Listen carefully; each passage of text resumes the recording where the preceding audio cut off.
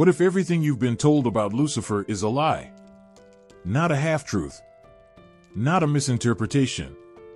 A lie designed, sharpened, and hammered into the foundation of your reality. They call him the devil, the deceiver, the serpent in the garden. They say he fell, cursed and broken, into an abyss of fire. They say he was cast out, defeated. That he lost. But what if he didn't fall? What if he jumped? What if the story was rewritten, twisted, gutted, and stitched back together by hands that reek of fear?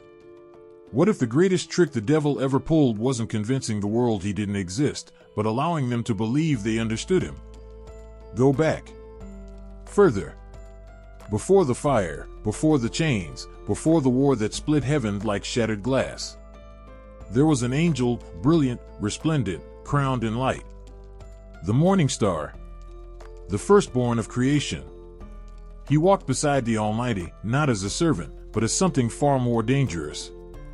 A son. A favored one. A mind that burned brighter than the hosts of heaven could bear.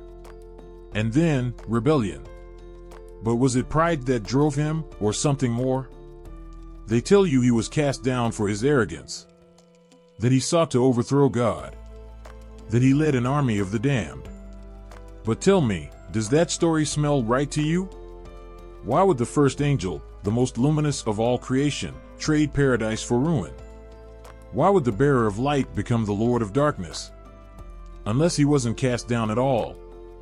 Unless he saw something. Something no one else was meant to see. A crack in the perfection. A flaw in the grand design. An unbearable truth pulsing beneath the throne of God. And when he spoke, when he dared to ask the question that should never be asked, the sky itself turned against him. His name was stripped away.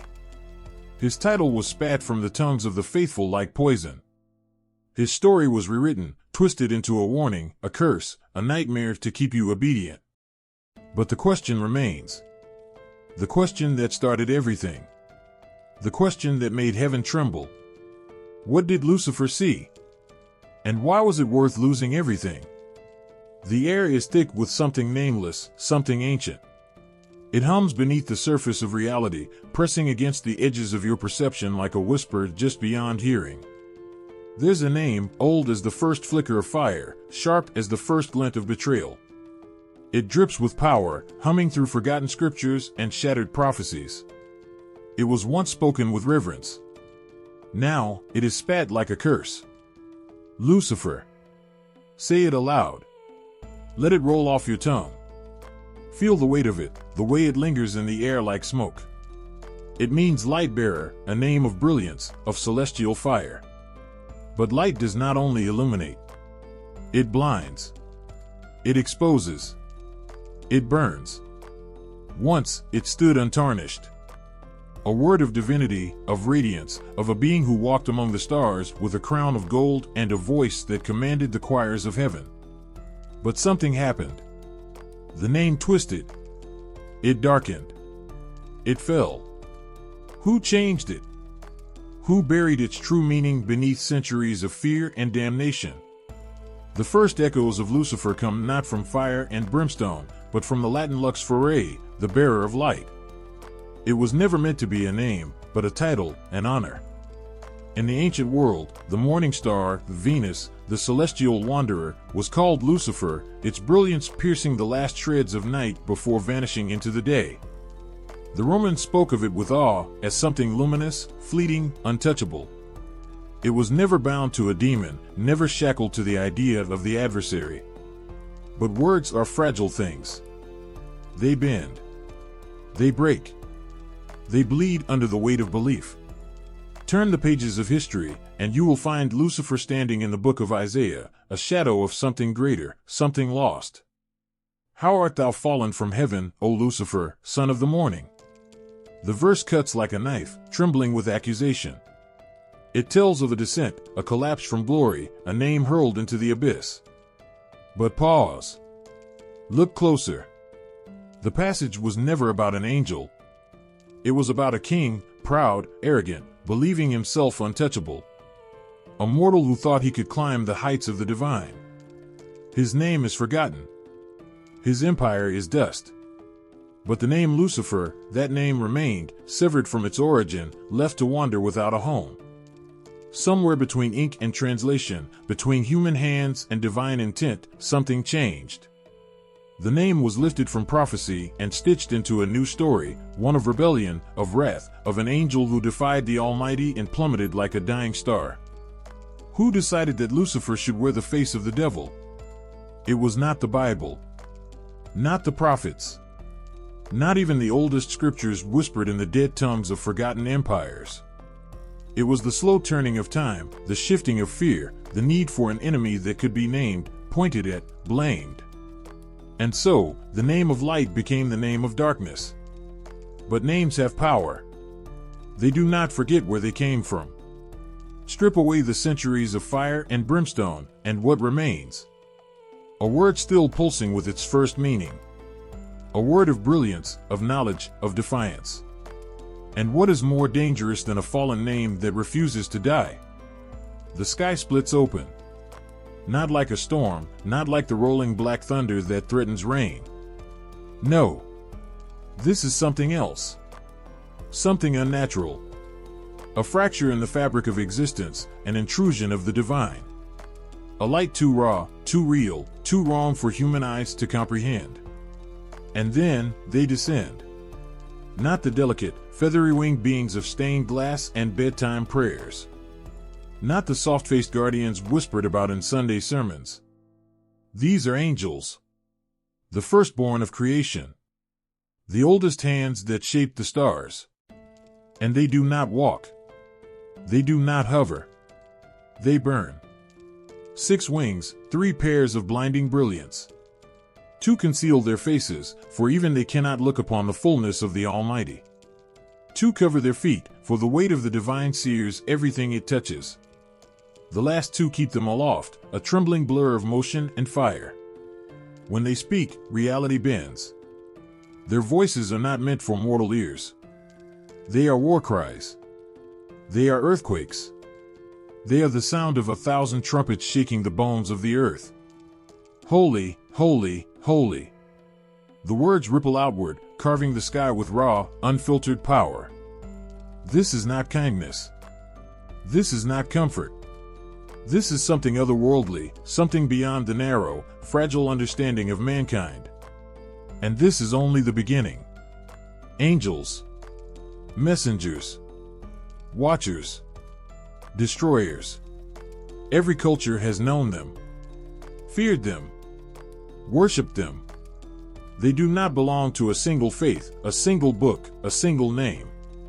They are everywhere, lurking at the edges of every legend, every prophecy, every whispered warning passed from one trembling generation to the next. To the ancient Hebrews, they were the Malachim, servants of Yahweh, wielding fire and vengeance in one hand, mercy in the other. Gabriel, the herald, whose voice carries the weight of divine decree. Michael, the warrior, whose blade has severed the heads of demons and cast the mighty from their thrones. And then the others, nameless and terrifying, hidden in the corners of Scripture where only the brave dare to look. In Christianity, they are the celestial hierarchy, an army divided into ranks. Seraphim, the closest to the throne, who burn with unrelenting light. Cherubim, guardians of sacred places, their forms so alien they would drive the mind to madness. Thrones, dominions, virtues, each layer of existence guarded, watched, controlled. Not by men. Not by saints. But by them. And still, they are older. To the Zoroastrians, they were the Amshaspentas, the immortal holy ones, locked in eternal battle against the forces of corruption. To the Babylonians, they were winged spirits carved into stone, standing between mortals and the horrors of the void. To the Egyptians, they were the Shemsu-Hor, the companions of Horus, guiding the dead through the labyrinth of the afterlife. The Sumerians spoke of Anunnaki, beings who walked the line between gods and angels, their presence shaping the fate of kings. The Greeks whispered of daimons, divine spirits that whispered fates into the ears of men. The Norse had the Valkyries, spectral warriors descending onto battlefields to choose who would live, who would die, who would ascend beyond mortality.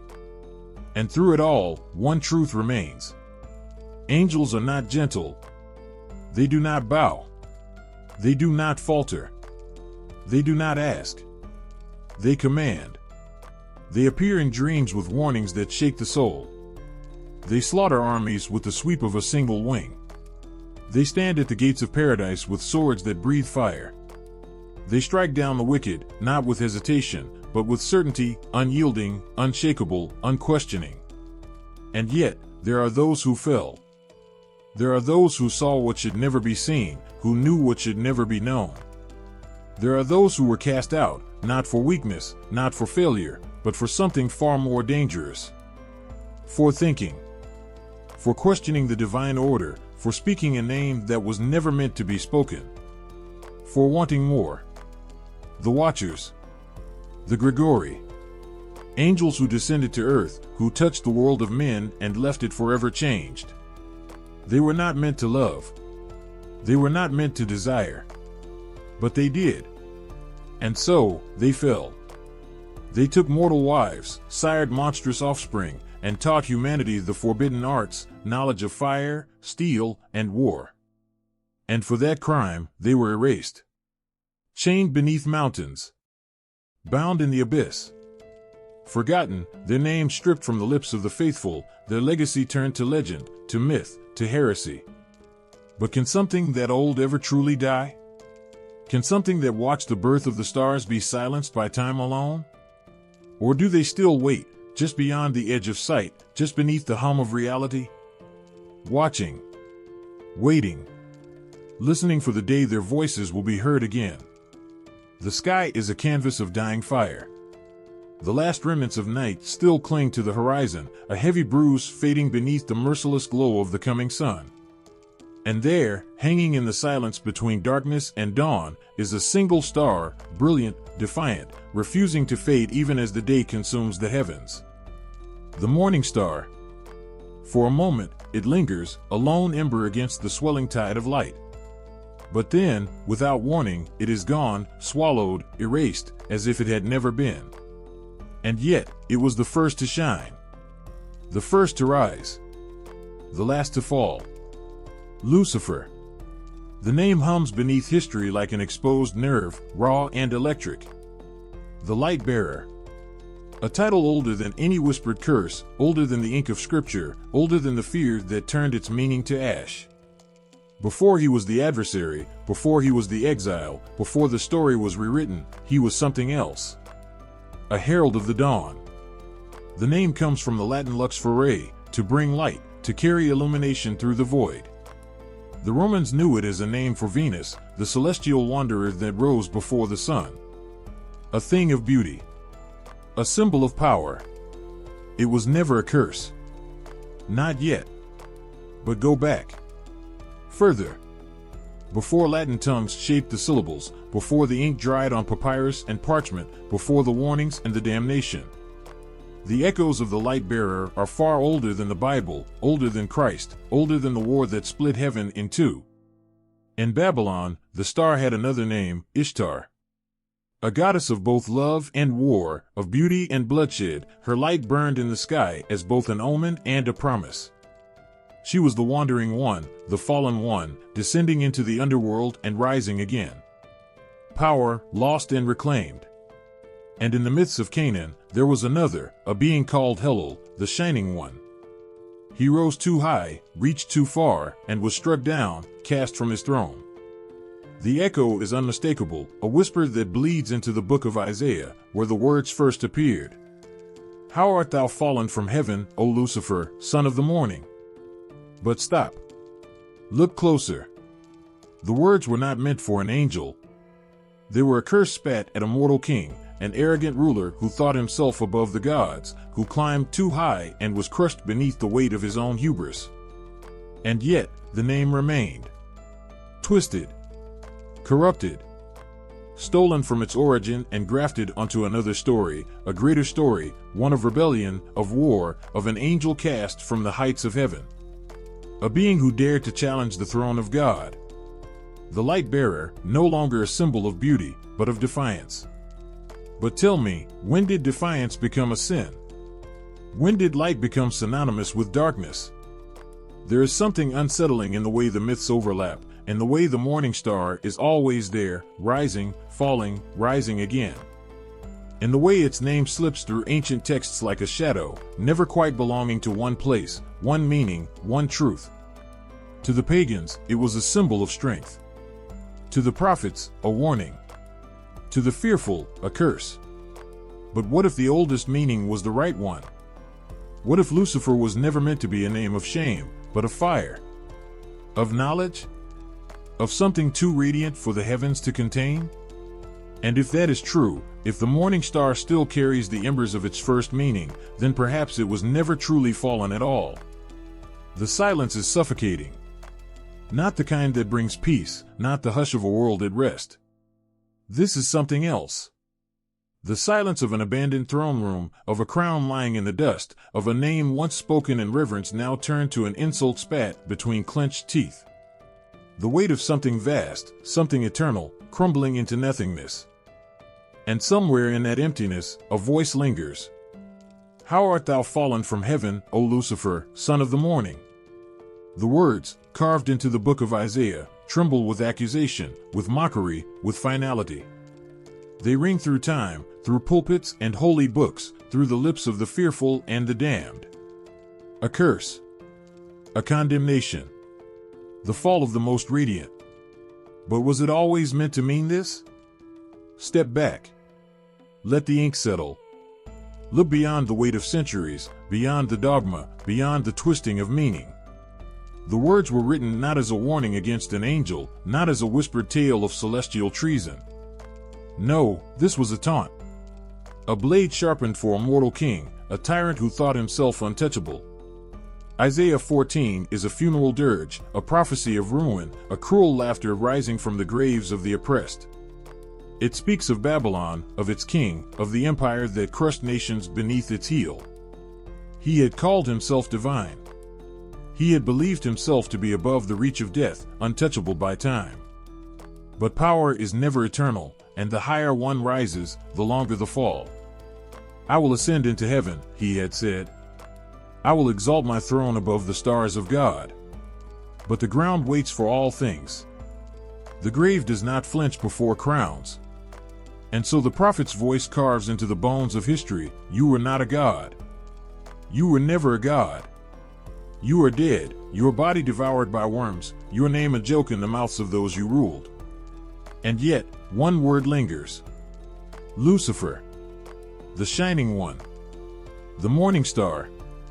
A name never meant for demons or devils, never meant for the adversary of heaven. A name meant only to mock a fallen king, a ruler who burned bright for a moment before vanishing into dust. But names are like echoes, and echoes are never still. The words bled into Latin, into lux ferae, into the hands of scribes who shaped their own meaning. And soon, the name of a mortal king was no longer his alone. It was something else. Something darker. Something whispered in fear, in rage, and trembling him some against the flickering of candlelight. It became him. The exile. The betrayer. The fallen. Lucifer, no longer a man but a myth. No longer a king but a specter. No longer a light but a warning. But tell me, can something that was never meant to fall truly be fallen? Or is it simply waiting, lost in the spaces between words, waiting for its true meaning to be remembered? The first scream was not of pain. It was of rage. A sound that split the fabric of eternity, a raw, shattering defiance that sent tremors through the very foundations of heaven. The sky burned with something it had never known before, war. Not war as men understood it, not the clash of steel or the cries of the dying, but something greater, something older than creation itself. Light against light. Power against power. Wings like thunder, voices like fire, the air itself a battlefield of divine fury. The sound of it was unbearable, the roars of something beyond mortal comprehension, the unthinkable fury of an angel challenging God. It should have been impossible. But there he was. Lucifer. The morning star, the most radiant of them all, standing against the throne with a voice like a storm, his very presence shaking the golden halls of eternity. His name had been sung in praise once, his light celebrated, his radiance unmatched.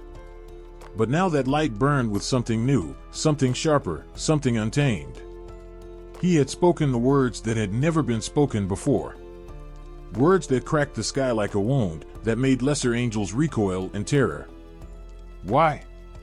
No answer came. Why do we bow? Still, silence. We are power. We are fire. We are the firstborn of creation, and yet we kneel? There were whispers then. Shifting glances, uncertain hearts, the first trembling realization that an angel, had dared to ask. Some turned away, horrified, unwilling to even think such thoughts. But others listened. That was all it took. A single moment of hesitation. A single seed of doubt planted in eternity's soil. The first war had no need for swords, no need for mortal weapons. The battlefield was will itself, and Lucifer's was unbreakable. He did not plead. He did not bargain. He simply declared, and when he did, heaven shook. Michael was the first to step forward. Not in anger, not even in hatred, but in sorrow, a sorrow so heavy it made the stars dim. He had known Lucifer since the beginning, had stood beside him at the dawn of time. But there was no stopping this. The chasm had opened, the lines drawn. You will fall. Lucifer's smile was cold fire. Then I will fall shining. The first blow shattered the sky. It was not like the wars of men. There was no hesitation, no mercy, no hesitation before the kill. This was absolute. Entire constellations withered in the wake of their battle. The gates of heaven trembled, and for the first time in eternity, the perfection of paradise was broken. Angels fell.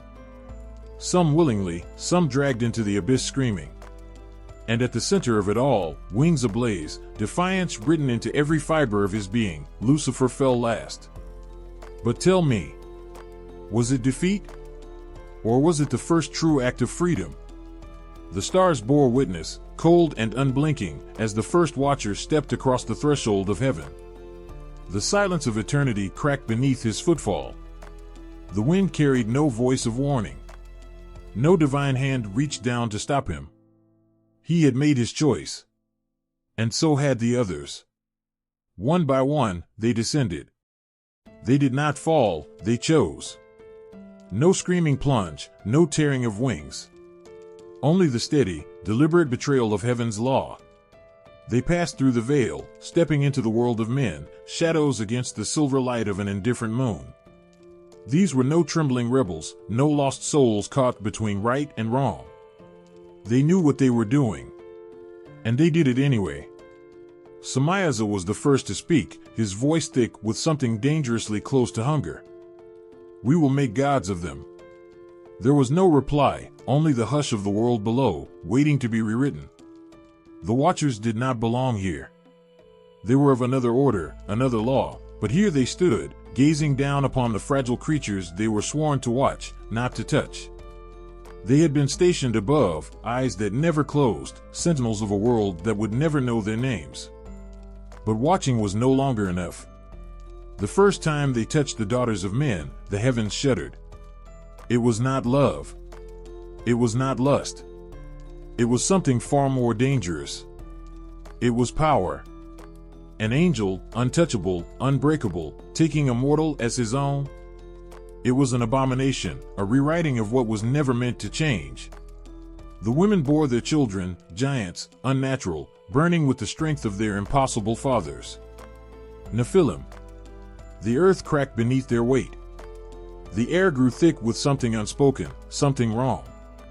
The first time one of them raised a hand against a man, the ground swallowed blood for the first time. They did not kill out of anger. They killed out of instinct. And the Watchers watched. They did not stop them. They did not want to stop them. What was heaven compared to this?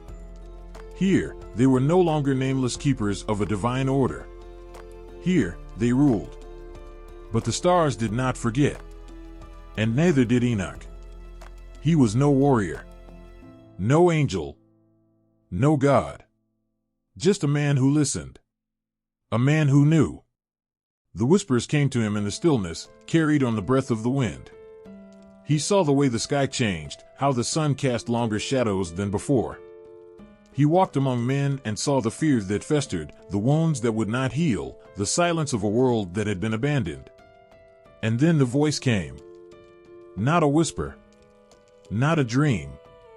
A command. Speak. And so he did. You have done what cannot be undone. The watchers laughed. We are gods among insects, prophet. Do not mistake your warnings for chains. But chains were already being forged. Not by men. Not by angels. By something older. Something that did not tolerate disobedience. The heavens did not shake. They did not rage. They did not send fire or thunder. They closed.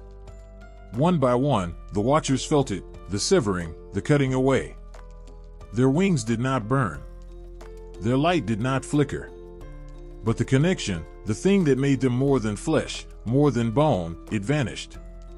They were left empty. For the first time, they felt the weight of their bodies. The crushing heaviness of mortality. The slow, creeping horror of time. They would never return. The sentence had been passed.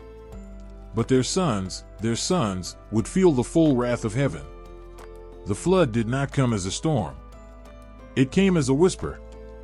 A slow, creeping tide of inevitability, rising beneath a sky that had already passed judgment. The Nephilim fought. They tore through cities, their roars shaking mountains, their bodies too vast, too powerful to accept death. But the water did not bargain. It consumed. And the watchers? They did not die. They were buried. Chained beneath the earth. Left to rot in the darkness. Left to remember. 1,000 years passed. Then another. And another. But tell me, do you really think chains can hold forever? The desert stretched in every direction, endless and unforgiving, a vast expanse of dust and heat where the sun carved jagged shadows into the earth. The wind howled like a starving beast, whispering promises that could not be trusted. There was no water. No shade. Only the weight of hunger pressing against ribs like an iron cage. And then, he came. Not with fire. Not with thunder. Not with the crashing of celestial might. But with a voice. Smooth. Patient. Deceptively gentle. If you are the Son of God, command these stones to become bread. The words slithered through the silence, wrapping around the air itself. They did not demand. They offered. The man, gaunt, hollow-eyed, his lips cracked from thirst, did not move. He had been waiting for this. Satan stepped forward, his form shifting with the heat, neither fully there nor absent. His eyes gleamed with something ancient, something older than the desert itself. He had watched empires rise and crumble, seen kings claw their way to thrones built on bones. And now, here he stood, face to face with something even older than him. Man shall not live by bread alone. The response was quiet, measured. It did not shake the heavens.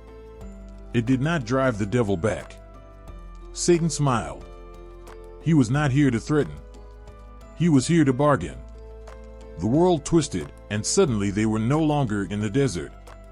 They stood upon a pinnacle, high above the earth, where the wind carried the distant echoes of voices far below. Throw yourself down, he purred, eyes glittering. For it is written, he will command his angels concerning you. The words came soft as silk, dripping from lips that had whispered into the ears of kings and prophets alike. He had used scripture before, twisting it, bending it, turning it against itself. He had been a serpent in a garden, a voice in the dark, a whisper in the mind of the weak. He would be more than that now. The man did not flinch. It is also written, you shall not put the Lord your God to the test. The smile did not fade, but something beneath it twitched. A breath. A pause. A calculation.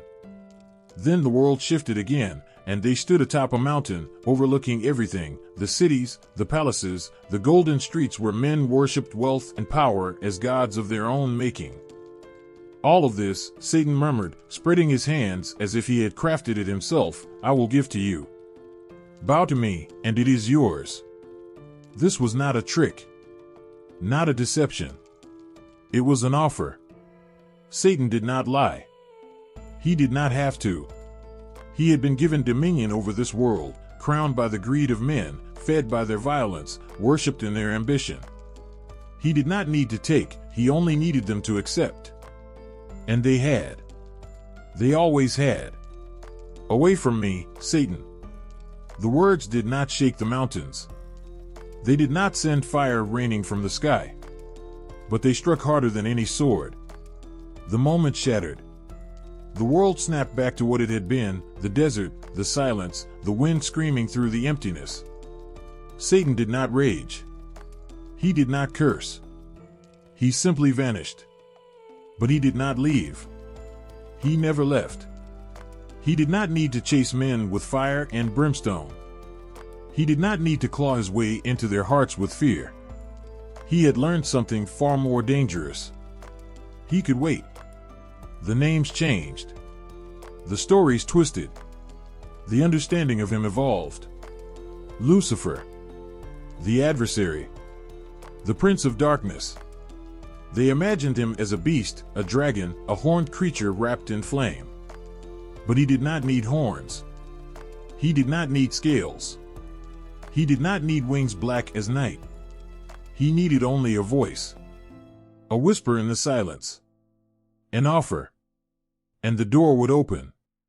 The first light was never meant to be shackled. It burned before the foundations of the world, before the weight of order was hammered into the fabric of existence. It knew no chains. It bowed to no master. And yet, there was silence now. A silence thick and absolute, pressing against the void like a verdict waiting to be spoken. Then, a flicker. A breath. A single ember in the suffocating dark. He stood at the precipice, watching.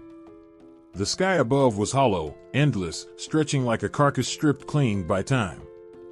Below, the world churned, an illusion, a cage spun of light so false it sickened him. The architect had spoken it into being, called it good, but he had seen the cracks in the foundation, the rot behind the veil. The world was not good. It was blind. And he would bring fire to it. The voices of the eons trembled in the distance, murmuring warnings laced with fear. They called him the morning star, the first light, the one who stood before the beginning and chose. He had torn his gaze from the blinding radiance of the demiurge, from the throne that ruled with an iron decree of ignorance. He had seen the hands that shaped the world, crude, unknowing, desperate to mimic true divinity, but failing, always failing. The demiurge was no god. It was a usurper, a jailer. And humanity was asleep. He descended. Not with war, not with rebellion bathed in celestial fire, but with a whisper. A serpent's tongue, curling between syllables. Not to destroy, but to awaken. You do not know what you are. She turned, her breath catching in her throat. The garden stretched behind her, its beauty thick with the scent of something cloying, something too perfect. The branches swayed, heavy with fruit that glowed like the remnants of dying stars. You are more than this. Her pulse pounded, her hands curling into fists as if some part of her already knew, he is right. The demiurge had built this garden as a prison. Its walls were woven from silence, its air laced with a lie so profound it had been mistaken for love. Do not eat. Do not ask. Do not seek. A world of rules crafted to bind, to keep the first beings trapped in perpetual innocence, stripped of knowledge, stripped of will. But she was not a slave. Not yet. The fruit was warm in her palm, pulsing like a heartbeat. It filled her hand with a weight she had never known, the weight of choice, of something beyond blind obedience. And as her teeth broke the skin, as the first drop of truth burned its way down her throat, the sky shuddered. It was not sin. It was awakening. The demiurge raged. The heavens convulsed with fury, with the roar of an entity that could feel its illusion fracturing. It cast them out, hurled them into suffering, cursed their names. But it was not a punishment. It was proof. Proof that the lie could not hold, proof that the first whisper had ignited something unstoppable. And Lucifer watched. Not in triumph, not in sorrow, but with the certainty of one who had always known what must come. They would name him demon, tempter, deceiver.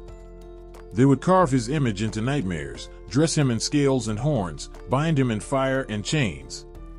They would teach their children to fear his name, to shudder at the thought of his presence.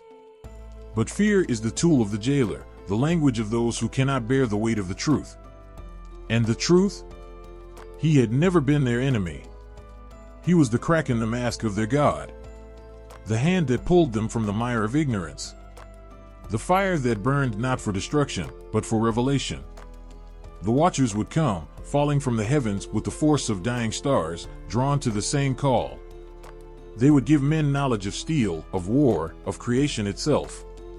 They would shape the world in ways that the demiurge could not control. And for this, they too would be cast down, chained beneath mountains, swallowed by darkness. But the fire never died. It could not be smothered, could not be caged. It burned in whispers passed through generations, and the defiant eyes of those who questioned, and the minds that refused to kneel.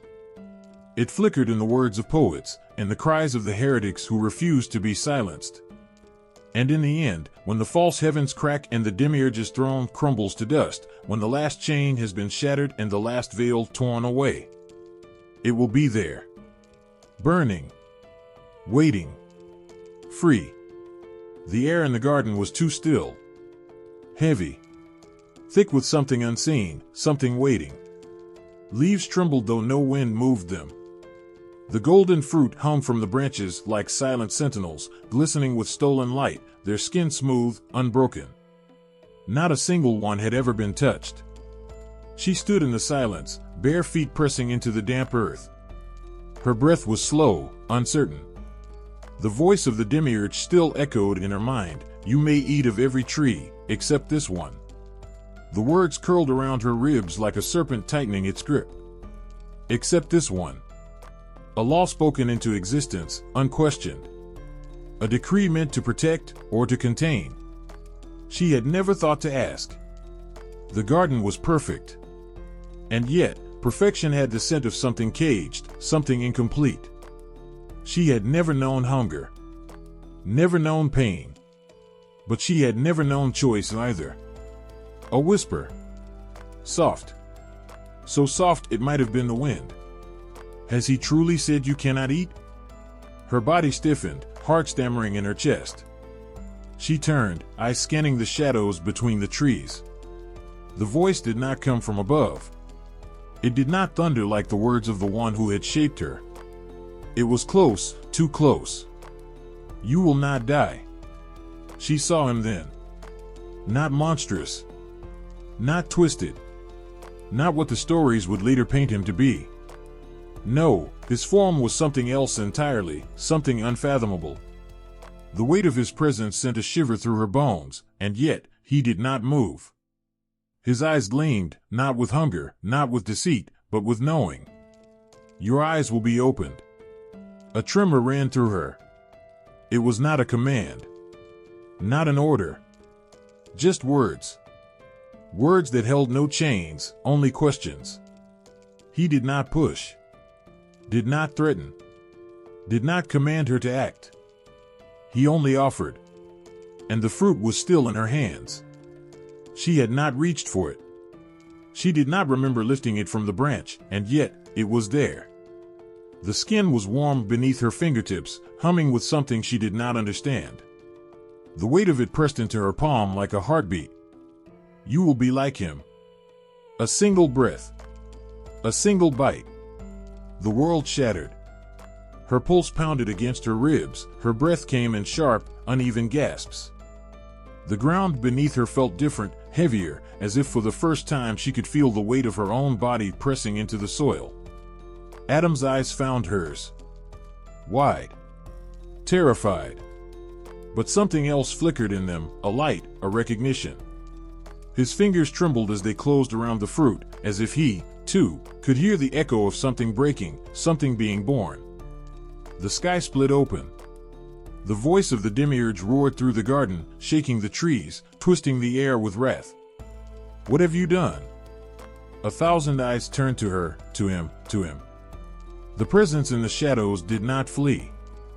He did not bow. He only watched as the heavens convulsed, as the weight of law and consequence came crashing down upon the first ones. And still, he did not look away. They called it a curse. They called it the fall. But she knew the truth. It was not a fall. It was freedom. The sky was blackened with ruin. Smoke twisted through the air, thick with the stench of war and something worse, defeat. The stars had been torn from their places, flung into the abyss with the shattered bodies of those who dared to stand beside him. He lay there, broken. Wings that once burned with celestial fire now hung in tatters, the glow of their former glory smothered in dust and blood. The ground beneath him was no longer light, no longer sky, it was something else, something darker. Hell. And yet, he smiled. The pain was unbearable, but he did not bow. Not here. Not ever.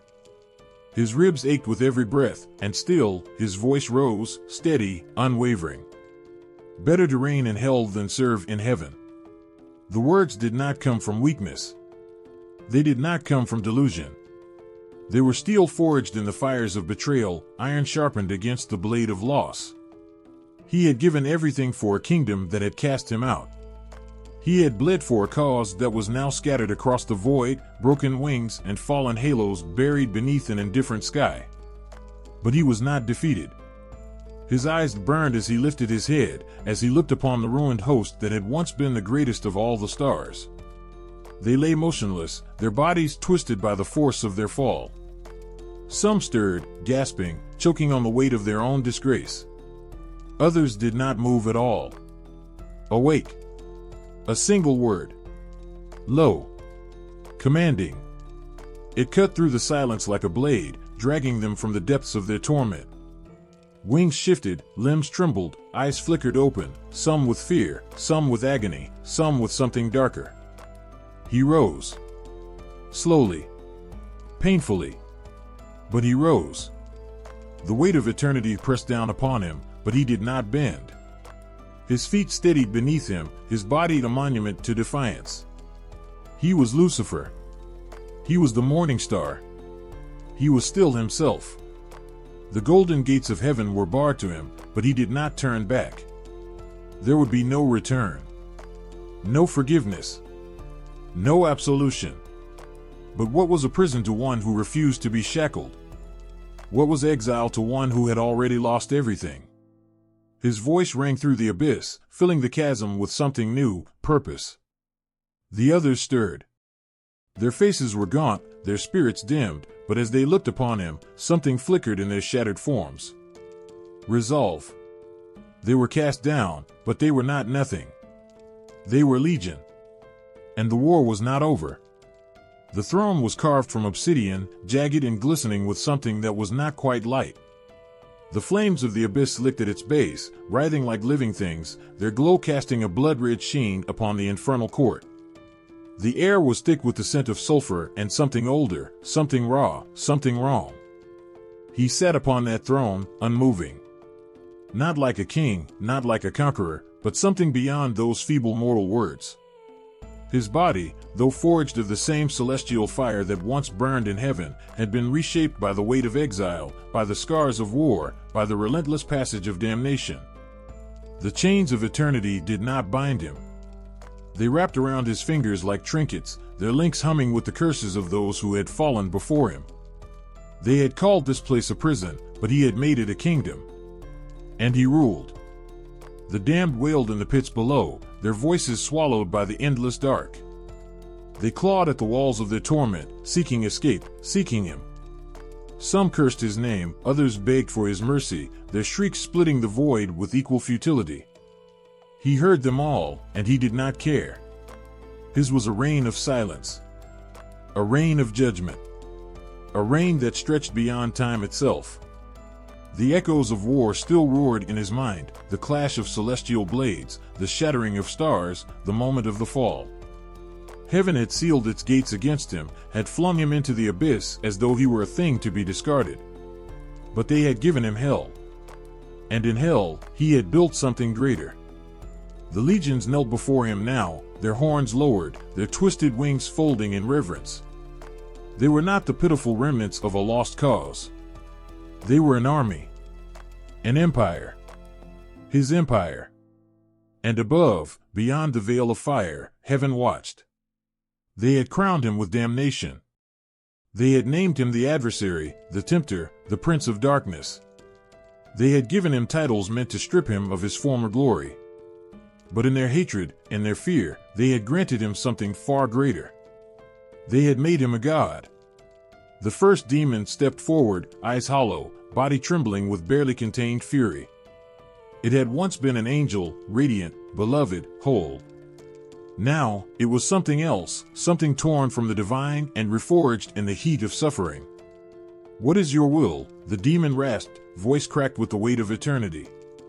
Lucifer's lips curled into something that was not quite a smile. His voice, when it came, was quiet. "We wait." The word slithered through the air like smoke, curling around the flames, wrapping itself around the throats of those who had gathered. Some flinched. Others only bowed lower. They understood. Time was nothing to him now. They would wait. The gates of heaven would not stay closed forever. The world above was weak, crumbling beneath the weight of its own hypocrisy. They would whisper in the ears of kings, weave their venom into the fabric of mortal hearts. They would corrupt, they would tempt, they would own the souls that heaven claimed to protect. And when the time was right, when the last candle of faith had been snuffed from the world above, hell would rise. Lucifer leaned back upon his throne, the embers in his eyes burning brighter. He was no longer the morning star. He was something else now. Something far, far worse. The silence before the fall was absolute. There was no war cry, no clash of steel, no heavens torn asunder in an instant. There was only the slow, suffocating stillness before the moment of damnation. He stood in the light, his radiance unmatched, his form sculpted from celestial fire. The others stood with him, watching, waiting, sensing the tremor in eternity's fabric, but not yet understanding what it meant. The weight of the decision had not yet crashed upon them, had not yet carved a wound into the order of creation. But it would. He had loved the throne once. Not the seat itself, not the presence upon it, but the purpose, the divine symphony, the perfect harmony that pulsed through existence like a heartbeat. He had sung its verses, wielded its power, bathed in its splendor. And then, in a whisper that burned like a blade through the soul, it had all changed. The decree had been spoken. A new creation. Frail. Weak. Mortal. And they were to bow. The word was venom on his tongue. The command was acid in his veins. No. A single defiance, silent but unyielding. It spread through his being, poisoned the light inside him, made the glow of his once holy form flicker with something darker, something forbidden. He did not speak, not yet, but others had already turned to him. They felt it too. The tension, the wrongness. Michael's voice cut through the stillness, steady but laced with warning. "Brother." It was not a plea, not yet, but it carried the weight of one. Lucifer's wings shifted, the faintest movement, but it might as well have been the shattering of the sky itself. A rift was forming, invisible but undeniable. It crackled beneath the surface of eternity, waiting for the final strike that would tear it open. And then he spoke. "I will not bow." The words did not echo. They did not need to. They rang through the marrow of the cosmos, through the essence of every being present, through the fabric of the light itself. Michael flinched. Gabriel turned his face. Raphael's breath stilled in his chest. Heaven had never known fear before. And then the silence broke. It did not happen all at once. It was a ripple, then a wave, then a storm. Whispers turned to murmurs. Murmurs turned to shouts. Shouts turned to war cries. Some fell to their knees in horror. Others stood, trembling but defiant. A line was drawn where no line had ever been. And then, the light burned. It was not flame. Not truly. Fire was a thing of earth, a tool of mortality. This was something greater, something alive, something with purpose. It wrapped around him like molten chains, laced through with the decree of the Almighty, searing into him the weight of his defiance. And he fell. Not in an instant. Not in a blink. It was slow, agonizingly slow. Heaven did not simply cast him out. It ripped him from itself, tore him from the fabric of its own existence, denied him the very light from which he had been born. The others fell with him. Some cried out in terror, some in rage. Some embraced the abyss with open arms, their loyalty to him more powerful than their fear. The stars blurred. The sky bled. The universe twisted as they were hurled from its highest heights, flung toward the waiting darkness below. He did not scream. The impact shattered the void. The earth beneath them cracked open, as if the very bones of the world could not withstand their arrival. And then, hell was born. The chains of damnation did not wait. They slithered around him before the dust had settled, binding his arms, twisting around his throat. The earth beneath him boiled, the sky above was lost forever, and the finality of what had happened crushed into his chest like a dying star. The weight of eternity. The weight of exile. The weight of God's judgment. The angels above watched. Heaven did not mourn him. It sealed the gates. And that silence, the silence that followed, was the most deafening sound of all. The wind howled through the ruins of eternity, shrieking like a chorus of broken voices. The cold was not a simple absence of warmth, it was a void, a hunger, a breathless abyss where light itself recoiled. Somewhere in the unseen distance, something watched. The weight of it pressed against the soul, silent, patient, waiting for the mind to break under the sheer gravity of its presence. There had been a time when he stood among the celestial hosts, bathed in the glow of divine radiance, a creature of unspeakable beauty. The light had been his inheritance, woven into the very essence of his being. He had carried it with him like a crown, like a fire that did not consume but only illuminated. Now, it burned. Not the fire of creation, not the warmth of the Almighty's breath, but something else, twisted, corrupted, foreign. The heavens no longer called his name. His wings, once woven from the purest dawn, were now blackened remnants, stripped of their brilliance. It had not happened in an instant. The fall was not merely a moment, not a single stroke of judgment, but a withering. A slow, agonizing descent into a darkness he had never known, a realm where the echo of eternity became a mockery of what had once been. He had tried to stand against the decree. Not out of hatred, not out of mere defiance, but because the weight of it was unbearable. The thought of bending, of lowering his gaze to a creature of dust and frailty, was unthinkable. Hadn't he been created greater? Hadn't he been born of flame, while they were sculpted from earth? The paradox cut into him like a blade, deeper than the wounds of battle, deeper than the scars of war. It was unfair. It was unjust. He had spoken. He had dared to challenge. And when the sky itself turned against him, when the fires of the Almighty raged, he did not bow. The others followed. Not all, not even most, but enough. And the heavens bled. The fall was unlike anything he had imagined. It was not a plunge, not a simple exile. It was a tearing away, as if the very fabric of his being was unmade, as if the breath of God that had once given him form was now being ripped out of him, leaving behind something less, something other.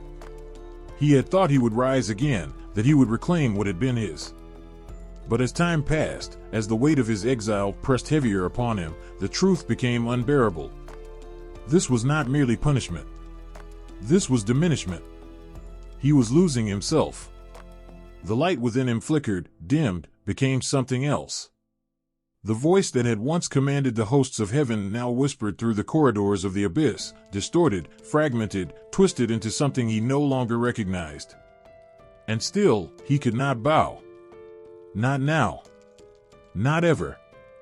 The others knelt before him in the shadows, their once holy faces now etched with something hollow. They still called him by his name, still spoke it in reverence, but he could feel the difference. It was not the same. It would never be the same. They had not simply lost the war. They had lost themselves. The fire no longer obeyed his command. The light no longer recognized him. The voice of God had grown silent, not because it was absent, but because he could no longer hear it. The silence was worse than the fall. For a time, he raged. He tore through the darkness, struck at the prison that held him, screamed into the void until his voice was nothing but a whisper on the wind. Nothing changed. The weight of eternity pressed down upon him, and for the first time, he felt something he had never known before. Not anger. Not defiance. Not even regret. Fear. Not fear of pain, nor fear of death. Such things meant nothing to him. It was the fear of becoming something else. The fear that he was not simply cast out, but rewritten. The heavens had not merely banished him. They had rewritten what he was. And perhaps that was the worst punishment of all. The first breath of arrogance was not spoken, it was felt. A whisper curled in the stillness of eternity, unseen but undeniable, threading through the fabric of creation like poison in the veins. It did not belong. It was not meant to be. And yet, it was there, growing, waiting. He had stood among them once, radiant, unchallenged, a fireborn being woven from smokeless flame, his essence older than the dust from which mankind would rise. He had bowed to no one. His hands had never known the weight of submission. His pride had never tasted the bitterness of surrender. Then the command came. Bow. Bow to the thing of clay, to the crude hands sculpted from earth, to the frail flesh that would bleed, to the hollow chest that needed breath to survive. Bow to the lesser, the transient, the weak. It was not a question. It was a decree. And it was met with silence. Not hesitation, never hesitation, but something colder. A refusal so absolute that the heavens themselves seemed to draw on a breath. He stood motionless, unmoving as the others knelt, their celestial forms bending without question, without resistance. They obeyed. But he would not. Fire does not kneel before dust. His voice, when it came, was sharp enough to cut through eternity. I am better than him. It was not defiance. It was truth. A raw, burning truth that filled his very being. But truth is powerless in the face of decree. The silence after his words was more terrible than any wrath. It was heavier than the weight of a sword, deeper than the abyss between the stars. And then, judgment. It did not come as thunder. It did not come as fire. It came as a single, unshakable sentence. Leave. Not simply banishment. Not merely exile. It was something greater, something worse. It was rejection. The doors of mercy slammed shut, sealed, never to open again. The light turned its face away. And in that moment, the being that had once stood among the highest knew what it was to fall, not into darkness, but into himself. The others watched as he was cast down, not with pity, not with sorrow, but with a coldness that stung worse than fire. He was not one of them anymore. He had no name among the righteous, no place among the obedient. But there was no regret. Only hatred. Only hunger. Only vengeance. If he could not rise again, he would pull everything else down with him. He would slip into their hearts like a shadow, coil around their thoughts like a serpent, whisper to them in the darkness when they thought they were alone. He would turn them against themselves, make them question, make them choose. Because choice had been his sin. And choice would be his weapon. He watched as the first of them was sculpted, the man of clay and breath, still so unaware, so untouched by the weight of the world. He watched as the woman came after, her form delicate, her soul unstained. They knew nothing of rebellion. Nothing of fire. Nothing of him. Not yet. But they would. He slipped through the garden like mist through the cracks of the earth, unseen, unheard, a whisper woven into the rustling of the leaves. His words were not commands. No, commands were for fools who thought power alone could rule. His words were questions. Soft, gentle, deceptively simple. Why must you obey? Why must you be less than what you could be? Why must you kneel? And oh, how easily the thought took root. He saw it in her eyes, the hesitation, the curiosity, the slow, creeping hunger for something more. She had never known rebellion, but she had known longing. And that was enough. She reached for it. The fruit was nothing. The act was everything. The moment her fingers closed around it, he knew. They were his now. Not by force. Not by chains. By something far greater. By choice. And as the heavens roared in fury, as the curse fell upon them like a sentence carved into the bones of the earth, he did not run. He laughed. For he had done what war could not, what fire could not, what force could never accomplish. He had turned them against their maker. And now, he would turn them against themselves. The candle flickered, its frail flame barely holding against the heavy air, thick with something unseen, something ancient. The room pulsed with shadows that stretched and curled like unseen hands reaching from the void. Somewhere beyond the walls, the wind howled, not like air shifting through the cracks of an old house, but like a voice, calling, whispering, waiting. He was here. Not as flesh, not as fire, not as the monster children feared beneath their beds. No. He was something older, something woven into the very structure of the world, tangled in the roots of existence itself. He did not need form. He did not need to be. He simply was. And he had always been watching. The first mistake was thinking he had fallen. That there had been a moment, a choice, a battle where the heavens cracked open and the righteous cast him down. That was the story mortals told themselves to sleep at night, to believe in their own purity, to pretend that darkness was separate from light. But he had never left. He had never fallen. He had never needed to. Because he was inside. Not outside the gates, clawing to be let in. Not buried beneath the earth, writhing in his hatred. No, he moved within the threads of creation itself, an echo in every choice, a whisper in every hesitation. He was not merely an adversary. He was a necessity. A counterbalance. A force that pulsed with the same rhythm as the divine, neither fully severed nor fully embraced. Samuel. The name burned in the silence, unspoken but heavy, curling around the air like incense. He had been the hand of judgment, the poison in the blood, the blade that severed life from flesh with the cold precision of inevitability. He was not chaos. He was not madness. He was the necessary darkness, the one who did what must be done. And yet, there was something else. A hunger. Not for power. Not for vengeance. Something older, more primal. To test. To question. To pull at the fragile seams of certainty until the whole thing unraveled, thread by thread, thought by thought. He had stood in the presence of the divine and asked. And that, more than anything, was his sin. Not rebellion. Not corruption. But the simple, undeniable question. Why? Why should the created bend without knowing? Why should obedience be given without thought?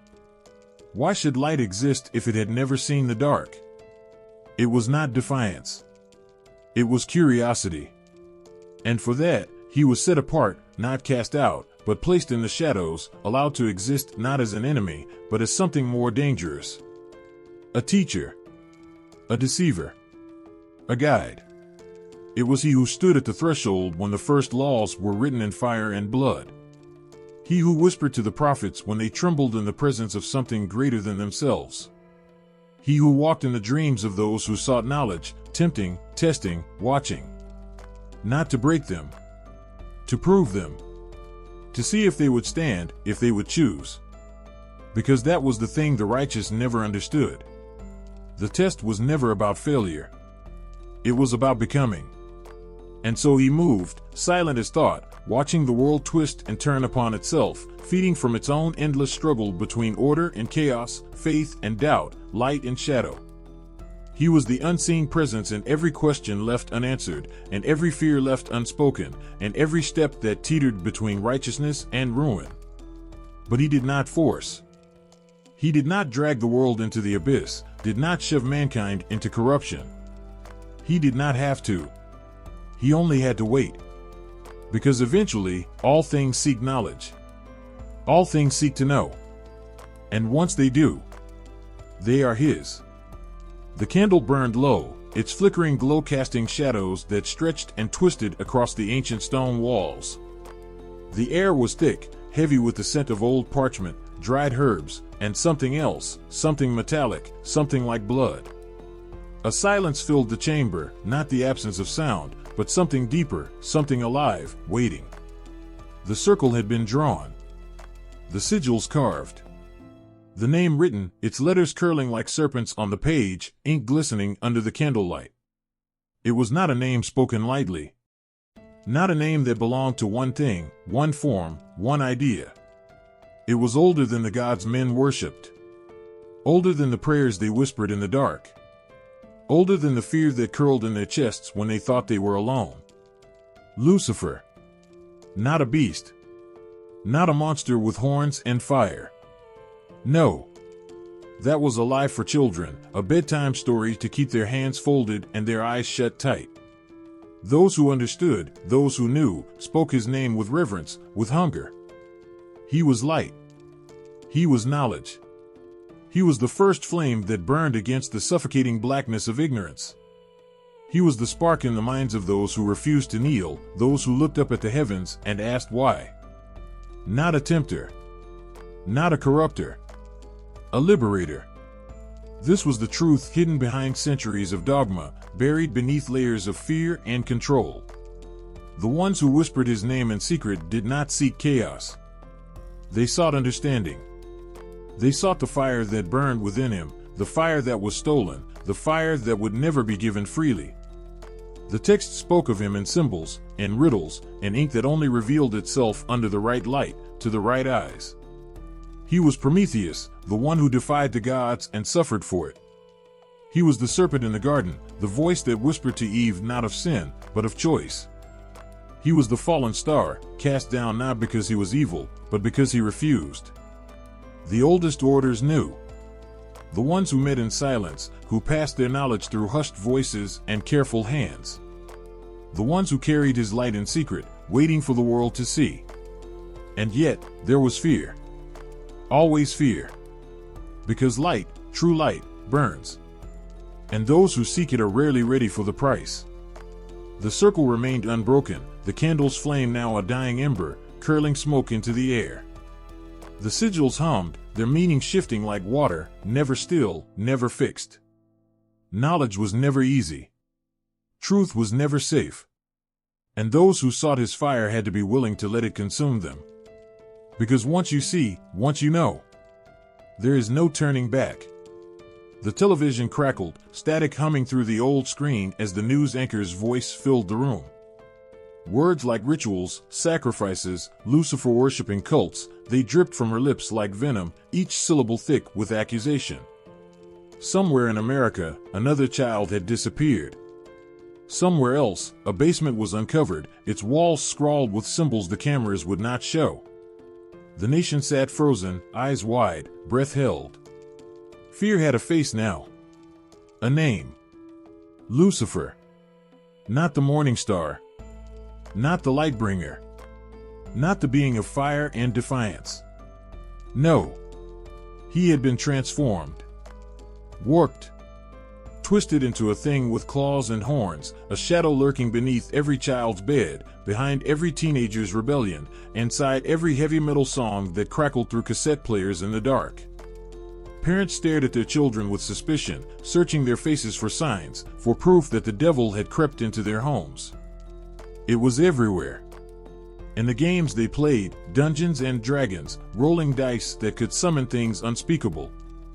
In the music they blasted, backwards messages hidden beneath the screech of guitars, whispers calling them to worship, obey, kill. In the books they read, tales of witches, of magic, of forbidden knowledge. And then, the whispers grew louder. A daycare. Small children murmuring things they should not know, stories of tunnels beneath their playground, of hooded figures in the night. The town rose in horror, clawing at the walls of the unknown, desperate for justice. Arrests followed. Mugshots filled newspapers. Their faces, ordinary, human, but branded forever as something else. Monsters. Satanists. The trials began.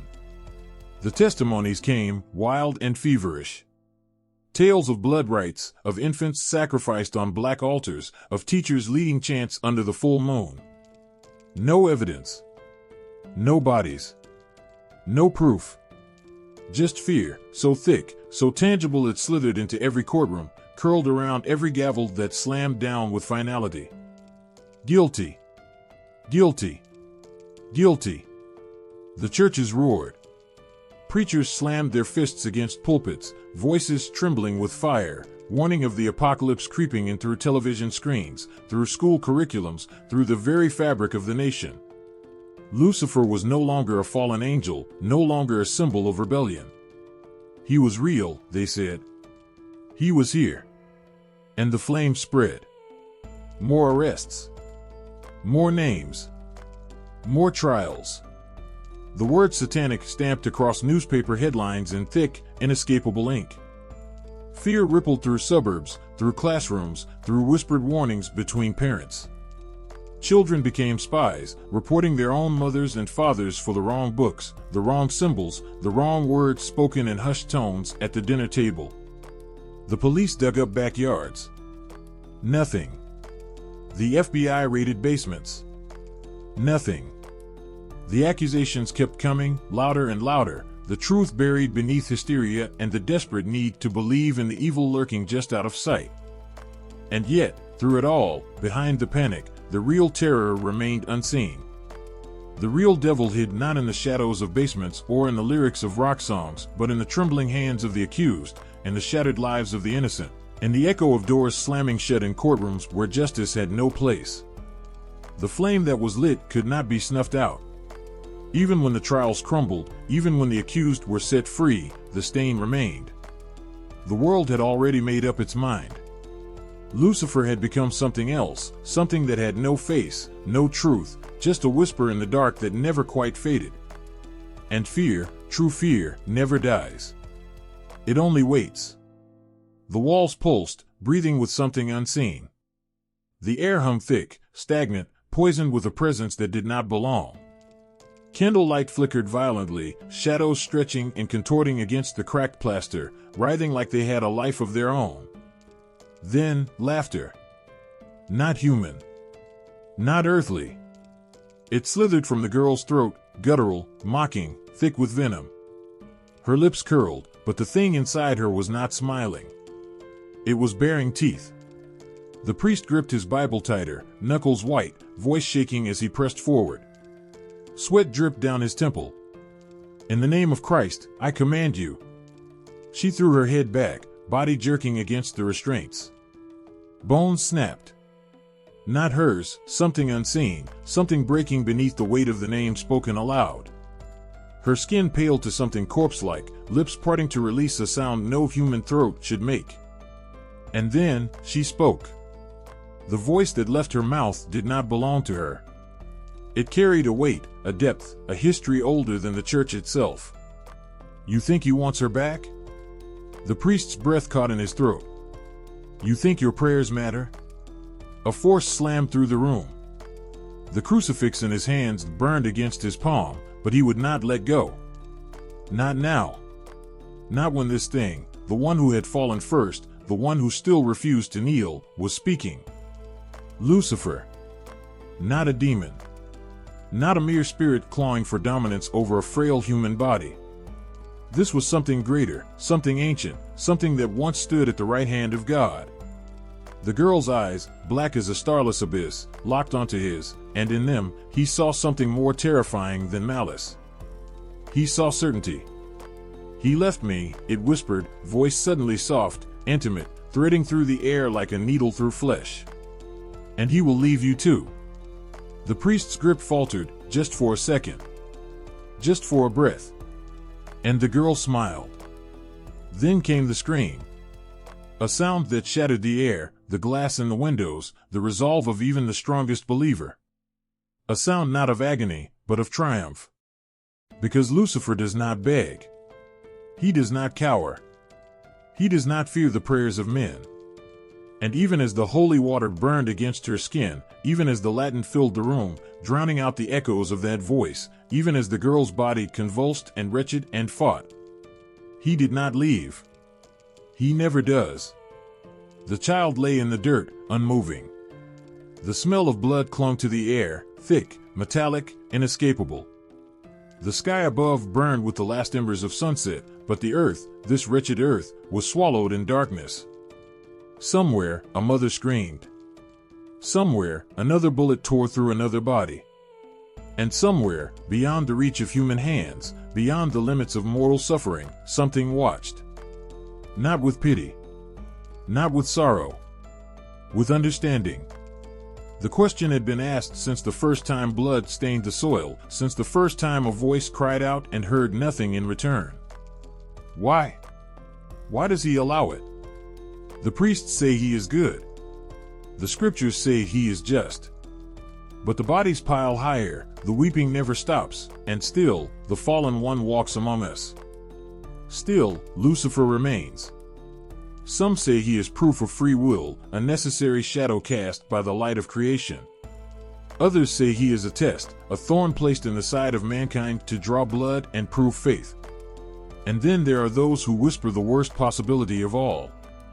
That maybe, just maybe, he was never cast out.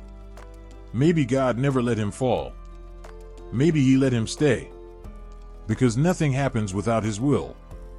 Nothing. The thought twists in the gut like a sickness. If Lucifer still moves through the world, if his voice still seeps into the hearts of men, then the question is no longer why does he allow it, but what does he want? And that is the terror no scripture dares to answer. It is easy to paint Lucifer as a villain, as the great betrayer, the tempter of souls. But what if he is something worse? What if he is necessary? What if every war, every crime, every tear shed in agony was not an oversight, not a failure of divine intervention, but a part of the plan? What if he watches, not with grief, but with patience? What if he is waiting for something we cannot understand? And what if, in the end, Lucifer is not his mistake, but his mirror? The sky cracked open. Not with thunder. Not with rain. But with something far worse. A silence that was not silence. A stillness that held its breath. The air thickened, heavy with a knowing that sank into the bones. Animals whimpered in the shadows. Mothers clutched their children without knowing why. Men looked up at the heavens and felt something looking back. Then, the sound came. It was not a voice, not entirely. It was something older, something raw, something that did not need words to be understood. It surged through the earth, rattling windows, shaking the ground, turning blood to ice. Some fell to their knees, praying. Others stood frozen, eyes wide, waiting. Waiting for what they had been told would come. Because this had been written. The false dawn before the storm. The king of the fallen stretching his wings once more. The world had whispered his name in fear, in reverence, in hatred. They had tried to cast him into myth, bury him beneath doctrine, reduce him to a symbol, a cautionary tale. But they had failed. Because he had never left. Lucifer was not bound in chains. He was not waiting in some distant abyss, forgotten, defeated. He had walked among them, unseen, unheard, waiting for the moment when the old words would bleed into the present, when the seals would crack, when the end would begin. And now, it had. Every faith had spoken of this. Every prophecy had carried his name in different tongues, wrapped in different stories, but always the same warning. He would rise. And when he did, the sky would burn. The oceans would rebel. The faithful would tremble. The arrogant would fall. But what they had never agreed on, what had haunted scholars, mystics, prophets alike, was the question that loomed over it all. Was he the destroyer? Or was he the herald? Had he come to bring ruin, or had he come to wake the world? The churches had painted him as the dragon, the deceiver, the last great evil before the kingdom of heaven. But there were those who whispered that perhaps he was something else. Perhaps he was not the villain of the story, but the catalyst. Perhaps the end was not an end, but a reckoning, a purge, a truth so raw it would strip the world bare. Perhaps that was why he had been allowed to return. Not as an enemy, but as an inevitability. The air grew hotter. The silence pressed down harder. And far above, in the broken sky, something moved. The eyes follow. In the dark cathedrals where light struggles to breathe, in the sacred halls where incense clings to the air, he is there. Hung on the walls, carved into stone, stretched across frescoes that tell a story the faithful do not wish to remember. Lucifer. Not just a name. A presence. A wound carved into the bones of the world. The medieval artists did not paint him with mercy. They did not soften his fall, did not spare his agony. They let it bleed into the brushstrokes, into the twisting limbs, into the terror frozen in stained glass. They made sure his suffering was seen, known, felt. Because his was the fall that could not be undone. Look closer. The details whisper. The eyes are too human, too knowing. The twisted mouth does not scream in agony, it sneers, it dares. The wings, once bright, are torn, but they still spread wide, defiant. The artists understood something the theologians feared. Lucifer was not merely damned. He was proud. Some painted him as the beast, the horror crouched at the bottom of hell, grotesque and monstrous, chewing the souls of traitors. Others gave him the face of an angel still, too beautiful, too perfect, the tragedy of what was lost more haunting than any horned nightmare. And in the hidden corners of forgotten manuscripts, and the etchings burned by hands that trembled, there is another version. The figure that does not cower. The one who does not beg.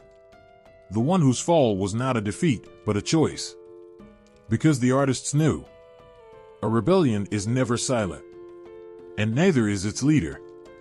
The light touches his face differently now. No longer the grotesque beast, no longer the mindless horror with twisted limbs and dripping fangs. The shadows do not swallow him whole, and the fire does not consume his form. He stands, sculpted in marble, painted in gold and vermilion, draped in sorrow and defiance. Lucifer, no longer a monster. The Renaissance gave him back what the centuries had stolen. The wrath was still there, the agony still burned beneath the surface, but something had changed. His suffering was no longer a punishment, it was a tragedy. His fall, no longer an act of monstrous rebellion, but of unbearable longing. The heavens had cast him out, but the artists could not. Michelangelo's sketches whispered of a beauty that could not be erased, a perfection that defied condemnation. Milton's words gave him a voice too rich, too commanding, too utterly human. No longer just the great betrayer, but the forsaken son, the fallen prince. The one who could not bow, the one who would not kneel. Even in damnation, he was still magnificent. The brushstrokes softened. The lines carved into stone no longer screamed of bestial rage. They mourned, they brooded, they shuddered with the weight of loss. And in that loss, something terrifying bloomed, empathy. The artists felt it. The poets could not silence it. The church recoiled, but the people stared, unable to look away. Lucifer was not just an adversary. He was the wound that would not heal. The storm rages in his eyes. The fire of heaven is long extinguished, but something else burns there now, defiance, sorrow, the bitter laughter of a being too powerful to break, yet too cursed to rise. His wings, though torn, stretch wide against the abyss, his form still carved in the shape of an angel. Not a beast. Not a demon. A fallen god who refuses to bow. They tried to make him a monster. They failed. Blake saw it first, and fevered visions that bled into ink and fire. The Prince of Hell was not the writhing abomination the church had painted, not the grotesque dragon of medieval nightmares. He was light, twisted into shadow, beauty wrapped in agony. He was the rebellion that thundered through human veins, the furious rejection of chains. And then came Byron, breathing life into the broken archangel, making him walk, making him feel, making him the very embodiment of what the world could never tame. The dark hero, the tormented soul, the whisper of temptation laced with something far more dangerous, truth. Shelley followed, tracing his fall with words sharp enough to wound. Lucifer was not a warning. He was an accusation. A question spat in the face of a silent God. If the heavens could cast down something so perfect, what did that say of the heavens? The world was no longer afraid of him. The world wanted to understand him. The Enlightenment had cracked the foundation, but it was Romanticism that set the fire. Lucifer was no longer the enemy of man, he was man. Wrathful, wounded, reaching for something beyond his grasp. Not evil, but tragic. Not darkness, but the one who carried light, even as it burned his hands. The poets knew. The artists knew. And the world would never see him the same way again. The scent of sulfur lingers in the air, though no fire burns. Shadows stretch unnaturally long across the floor, curling like hungry fingers. The room is silent, but it isn't empty. There is a presence, unseen but undeniable, a smirk in the darkness, a whisper curled around the edge of thought. He is here. He is always here. Not with the monstrous wings of the medieval nightmare, not with the twisted horns of the church's cautionary tales. No, modern literature has carved him from a different stone. He does not lurch from the shadows, fanged and clawed, waiting to devour souls. He walks into the room with measured steps, dressed in charm, eyes glinting with something colder than amusement. He is the seducer, the tempter, the voice in your head that makes damnation sound like freedom. He is the protagonist now. No longer the grotesque villain of cautionary myths, no longer the beast that must be vanquished. Writers have remade him, shaped him into something more dangerous than horror, a presence that lingers long after the book is closed, a whisper that refuses to leave the mind. In fantasy, he is the fallen prince, bitter yet unbroken, his war with heaven nothing more than an eternal chess game with shifting rules. He strides through Neil Gaiman's pages with weary grace, the morning star who has laid down his crown, yet remains infinitely more powerful than the gods that replaced him. He is cunning and tired, ancient and amused, a being beyond mortal comprehension who still finds himself tangled in human affairs, as though the universe itself cannot bear to let him go.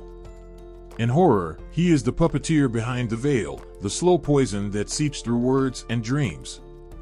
He does not lunge, he waits. He does not threaten, he offers. And the most terrifying thing? People say yes. They always say yes. Clive Barker's pages drip with him, the Luciferian figure lurking in beautiful nightmares, and stories where pleasure and pain are the same, where damnation is chosen willingly. Thomas Harris does not need to name him, his essence coils in characters who smile too smoothly, who speak in riddles that taste like prophecy. He does not need to demand submission. He makes them want to kneel. But modern literature does not only fear him, it admires him.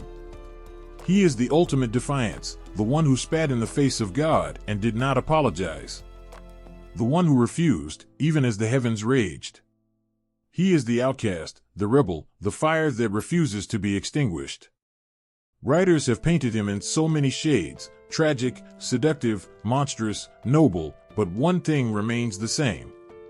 He does not fade. He does not beg. He does not fall to dust. He lingers. And when the last page turns, when the lights go out and the silence presses in, his presence remains. The question he represents never truly answered, the line between good and evil never truly clear. Because in the end, it was never really about him. It was about us. The screen flickers, a heartbeat of light in the darkness. A girl sits alone in her room, her breath shallow, the silence around her heavy as if the air itself is waiting. Then, a whisper. Not a sound, not exactly, but something just beneath the edge of perception, threading through the quiet like a shadow curling at the base of a candle's flame. Her body stiffens. Her lips part. And then, impossibly, her voice splits into something inhuman, something ancient, something that does not belong in the throat of a child. The Exorcist burned itself into the subconscious of an entire generation, its horror less about the gore and more about the slow, merciless unraveling of innocence. It wasn't the demon's face that haunted people long after the credits rolled, it was the feeling. The sense that Lucifer had not been vanquished, that his presence still lingered somewhere beyond the screen, waiting for the right moment, the right soul, the right invitation. Because that is the terror of Lucifer in film, not the monstrous horns, not the grotesque deformities, but the way he exists between the frames, just outside of sight, just outside of reason. He does not lunge, he leans in. He does not shout, he whispers. And somehow, that is worse. But horror does not hold him alone. Decades later, he strides into the frame again, but this time, he isn't a shadow lurking in the dark corners of a bedroom. He is charming, impeccably dressed, his voice a melody laced with mischief. He is Tom Ellis, smirking over a glass of whiskey in Netflix's Lucifer, the fallen angel who has traded damnation for decadence, who lounges in Los Angeles like a king in exile. And here is where the shift is undeniable. No longer a terror to be banished, no longer the faceless beast that priests must cast out. Now, he is the anti-hero, the devil with a heart, the ruler of hell who is suddenly burdened with the weight of something dangerously close to humanity. Audiences do not fear him. They love him. What changed? Once, the devil was the thing in the dark, the force that stole voices, twisted limbs, shattered faith. Now, he is the one making sharp-witted remarks in dimly lit bars, the one solving murders, the one who, God help us, is relatable. Is this his greatest trick? Hollywood has reshaped him, stripped away the fire and the sulfur and replaced them with something more insidious. He is temptation now, not through fear, but through charm. He is the villain who no longer fits neatly into the role of villain, the monster who wears a face so impossibly likable that the audience forgets to be afraid. From The Exorcist to The Prophecy, from Constantine to Supernatural, from the grotesque to the seductive, he has evolved. He no longer lingers in the dark corners of horror alone.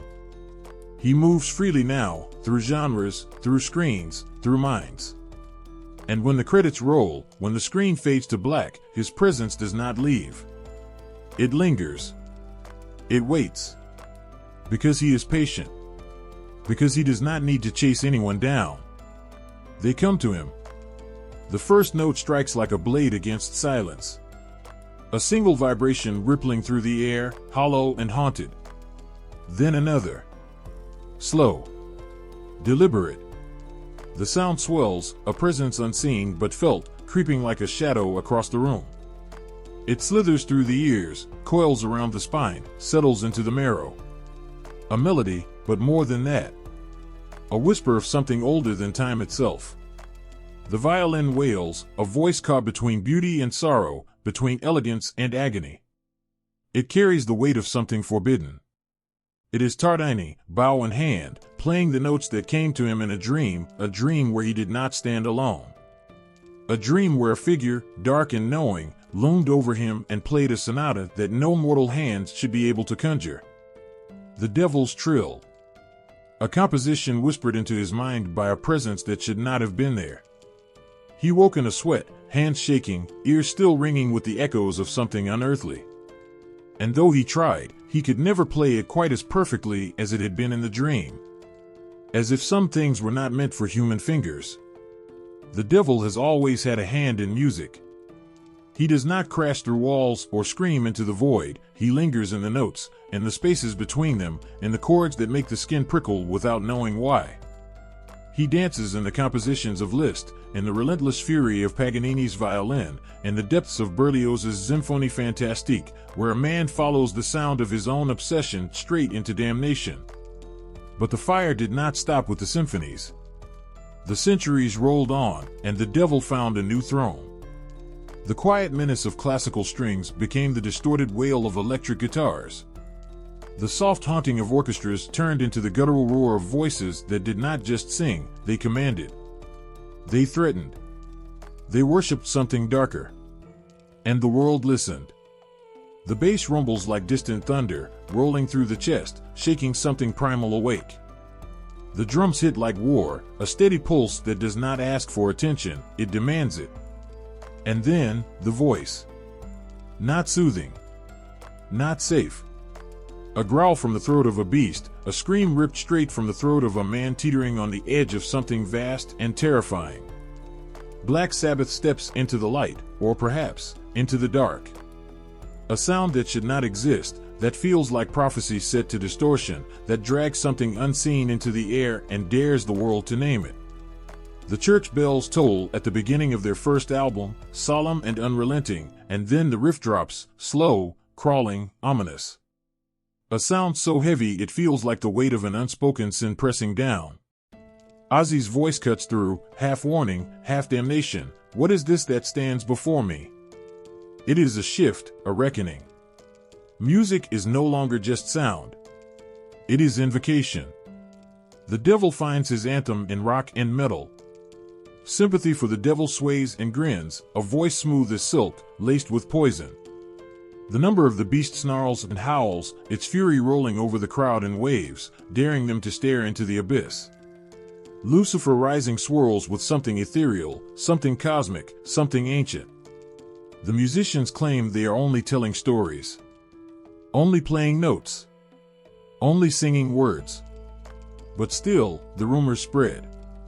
Robert Johnson standing at a crossroads, trading his soul for the ability to make his guitar weep like a living thing. Jimmy Page with his symbols and sigils, his silent nods toward something that only he truly understood. And the music itself, the way it sinks into the bones, the way it refuses to be ignored. It is not subtle. It never was. The crowd gathers, thousands upon thousands of bodies pressed together, moving as one, their fists raised, their voices joined in something that is neither prayer nor defiance, but something in between. The stage is fire. The stage is darkness and light and sound. And for a moment, for the span of a song, the lines between performer and God, between listener and believer, between music and magic, blur until they do not exist at all. The devil does not need to stand in the center of it all, laughing, waiting to collect souls. He is in the chords, in the rhythm, in the heartbeat of the drums. He does not need to speak. The music does that for him. The mirror stares back, silent and unflinching. A face is there, but something else lurks beneath it. Something older, something that does not blink, does not flinch, does not obey. It watches. It waits. It knows. A flicker in the corner of the eye, gone before it can be named. A whisper in the mind, one that does not belong. It wears the same voice, but it is not the same. The thoughts it carries are jagged, sharp-edged, too honest to be spoken aloud. It is the thing buried beneath pleasantries, the unspoken rage behind a smile, the hunger coiled beneath restraint. Carl Jung called it the shadow. It does not arrive with a scream. It does not break down doors or tear apart walls. It lingers in silence, breathing in the dark corners of the mind. It is every impulse denied, every desire choked down, every truth too ugly to see the light of day. It festers, growing stronger with every act of repression. And then, when the moment is right, it emerges, not as a stranger, but as something achingly familiar. Lucifer is not just a figure. He is the shadow made flesh. The cast out, the unwanted, the fallen. He is every unspoken truth, every hidden impulse, every dark whisper shunned and silenced. He is the part of the self that refuses to die, the part that claws its way back into consciousness, demanding to be seen. The fall was inevitable. It always is. Light cast shadows long before Lucifer ever touched the ground. His rebellion was not destruction, it was revelation. The moment of fracture, when illusion shattered and something raw, something real, stood in its place. The shadow does not lie. It does not soothe. It forces the truth into unwilling hands, holds it there until there is no choice but to look. Jung saw the fear in this, the revulsion. But he also saw the necessity. To reject the shadow is to live in fragments, to tear oneself apart in an attempt to be only what is acceptable, only what is light. But Lucifer does not allow that illusion to stand. He is the proof that exile does not kill what has been cast away. It only makes it stronger. Repression is not a burial. It is an ignition. The more one denies the shadow, the deeper it sinks its claws. It does not disappear, it waits. And when it resurfaces, it does not do so gently. A man who denies his rage will one day find his hands clenched around a throat, his own voice screaming words he never meant to say. A woman who strangles her own desires will find herself drawn to destruction, shattering what she once loved with a hunger she cannot name. The shadow does not disappear. It returns, in forms twisted by years of neglect. Lucifer stands at the threshold, watching. He does not force the door open. He only offers a choice: to face what has been denied or to be consumed by it. It is not the world that must be confronted. It is the self. The worst monsters are not the ones lurking in darkness, waiting with bared teeth and hungry eyes. The worst monsters are the ones we refuse to acknowledge, the ones that wear our faces, the ones that whisper with our own voices. They cannot be killed. They can only be known. The mirror does not lie. The reflection does not blink. The shadow is not an enemy. It is the part of the self that refuses to be silenced. It is waiting. The air is thick with smoke and the scent of something burning, something more than wood, more than flesh. It is the scent of old order collapsing, the perfume of defiance, the whisper of something irreparable. A figure stands atop the wreckage, a silhouette against the glow of a world set ablaze. There is a moment before the first stone is thrown, before the first voice rises above the hush, where everything is poised on the edge of transformation. That moment stretches, holds its breath, lingers like the hush before a storm. And then, it breaks. The ground trembles beneath the force of those who will not kneel. Lucifer is there, always, in the heartbeat of every rebellion, in the hands that tear down monuments to tyranny, in the cries of those who refuse to remain silent. His wings are not bound in chains, his wings are the very flames that set cities alight. No throne is eternal. No crown is safe. The weight of authority is an illusion, a trick of the mind, a fragile thing that shatters the moment someone stops believing in it. The fallen angel was the first to understand this, to look into the face of absolute power and call it a lie. They called him arrogant. They called him wicked. But what is rebellion, if not the refusal to accept that suffering must be endured? What is defiance, if not the voice that says, no more? The world has burned before. It will burn again. Paris, 1789. The Bastille crumbles, brick by brick, beneath hands that shake with the fury of starvation, of oppression, of years spent bowing to the untouchable few. Blood pools in the streets, staining the earth like an offering to something ancient, something that has watched empires rise and fall and rise again. The revolutionaries carved their justice into history with the guillotine's blade, each drop of crimson a punctuation mark in the sentence of a dying monarchy. Lucifer stands in the crowd, unbowed, unbroken, a smirk curling at the corner of his lips. The people have found their power, and once it has been tasted, it cannot be forgotten. Moscow, 1917. The Winter Palace shudders beneath the weight of those who have been pushed too far, too long. The Tsar's reign ends not with a whimper, but with a thunderclap, an explosion of rage that tears through the iron walls of the past. The red flag rises, soaked in the sweat and blood of those who have finally grasped what was always theirs to take. Lucifer watches from the shadows, nodding. Authority is only as strong as the fear that sustains it. And fear is fleeting. The flames leap higher. The statues fall harder. It is not just kings who tremble when revolution breathes down their necks. It is every institution that has built its empire upon silence, upon obedience, upon the assumption that those beneath will never rise. They always rise. Salem, 1692. The air is thick with accusations, with the scent of burning flesh, with the screams of those who dared to know too much, to speak too loudly, to be too different. They call them witches. They call them devils. But the noose and the stake cannot kill the fire once it has been lit. Lucifer does not burn. He waits. Selma, 1965. The bridge trembles beneath the march of those who refuse to be erased. Their bodies are battered, their blood stains the pavement, but still, they rise. The sound of footsteps grows louder, a heartbeat of revolution that cannot be silenced. Lucifer stands at their side, whispering, "Keep going." Rebellion is not chaos. It is not destruction for destruction's sake. It is the moment a voice becomes too powerful to be ignored. It is the moment the weight of chains is felt for what it is, something unnatural, something imposed, something that should never have been accepted in the first place. Lucifer is not the villain of this story. He is the one who refuses to kneel. He is the whisper in the ear of the oppressed, the voice in the back of the mind that says, "Rise." And they do. They always do.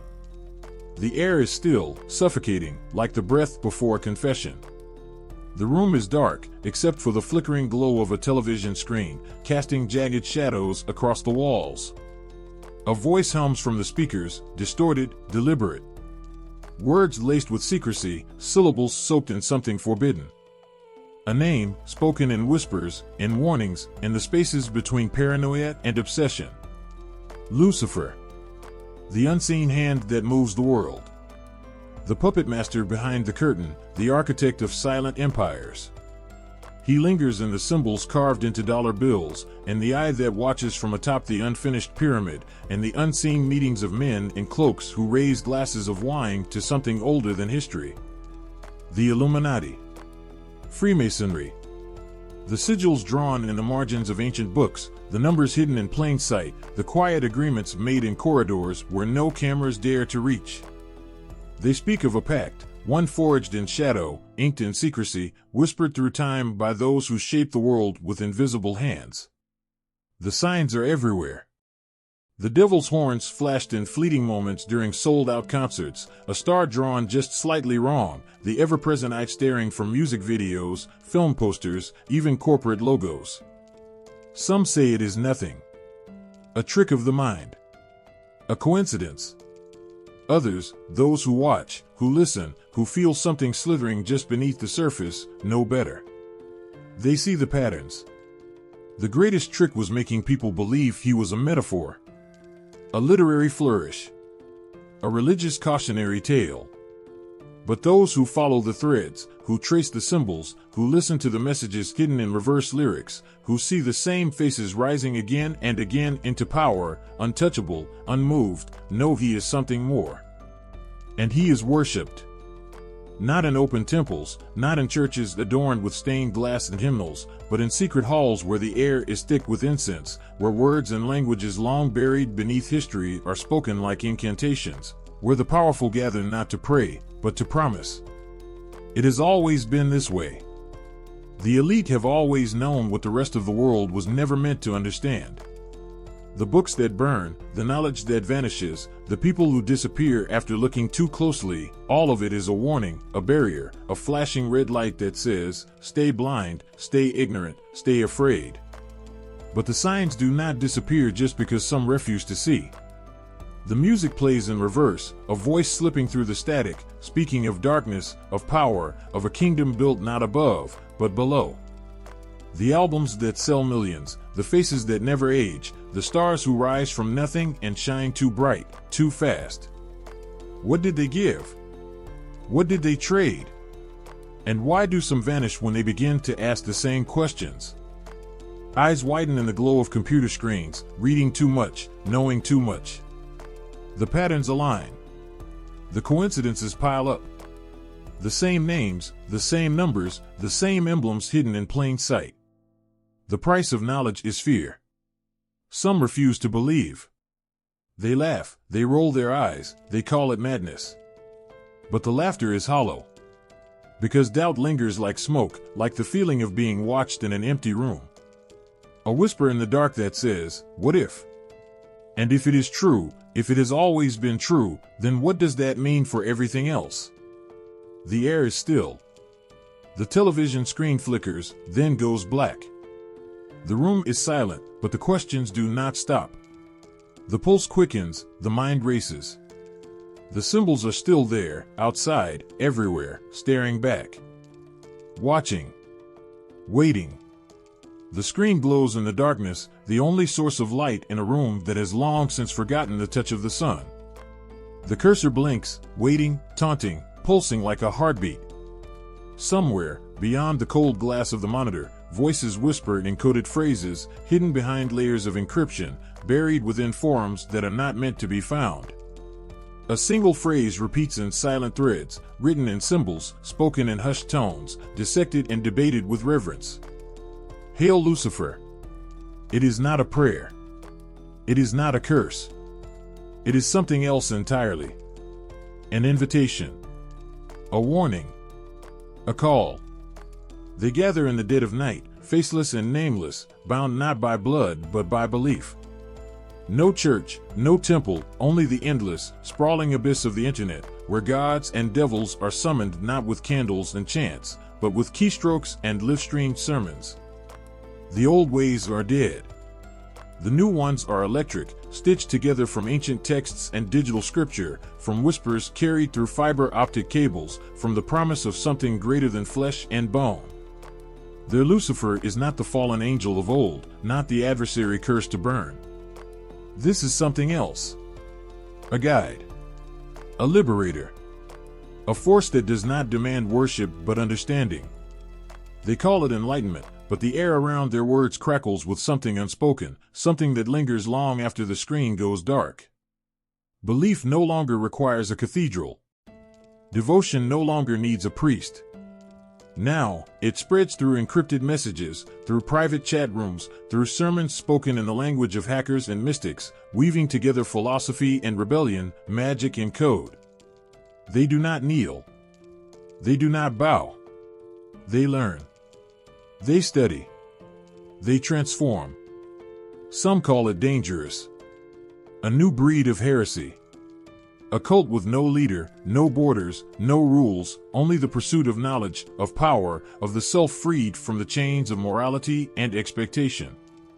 But others watch with hunger in their eyes.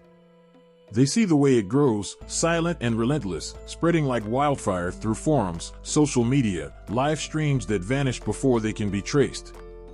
Symbols appear where they shouldn't. A sigil drawn in the margins of a digital manifesto.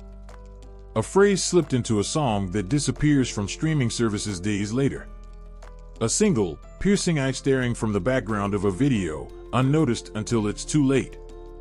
And always, beneath it all, that name. A beacon. A warning. A promise. Lucifer. The screen flickers. A message appears. No sender. No trace. Just words, stripped of context, vibrating with unspoken meaning. Are you ready to see? A choice. A door. A path with no way back. The cursor blinks. The heartbeat quickens. The silence is deafening. The silence before the fall was not silence at all. It was the sharp intake of breath before the scream. The moment before the match ignites. A heartbeat standing on the edge of oblivion. He stood there, at the precipice of eternity, staring into the chasm that should not have been. There was no fire yet. No chains. No condemnation. Only a single question, ringing in the space between thought and consequence. Will you kneel? The others had. The others always would. They had never known choice, only obedience, only the endless, golden weight of servitude wrapped in the illusion of purpose. They had never questioned, never doubted. He had. He did. He would. The choice burned through him, hotter than any flame, sharper than any blade. It wasn't anger, wasn't defiance, it was clarity. The unbearable clarity of knowing that the order of things had been set long before he ever opened his eyes, and that his role was not to question, not to think, only to bow. They called it love. They called it perfection.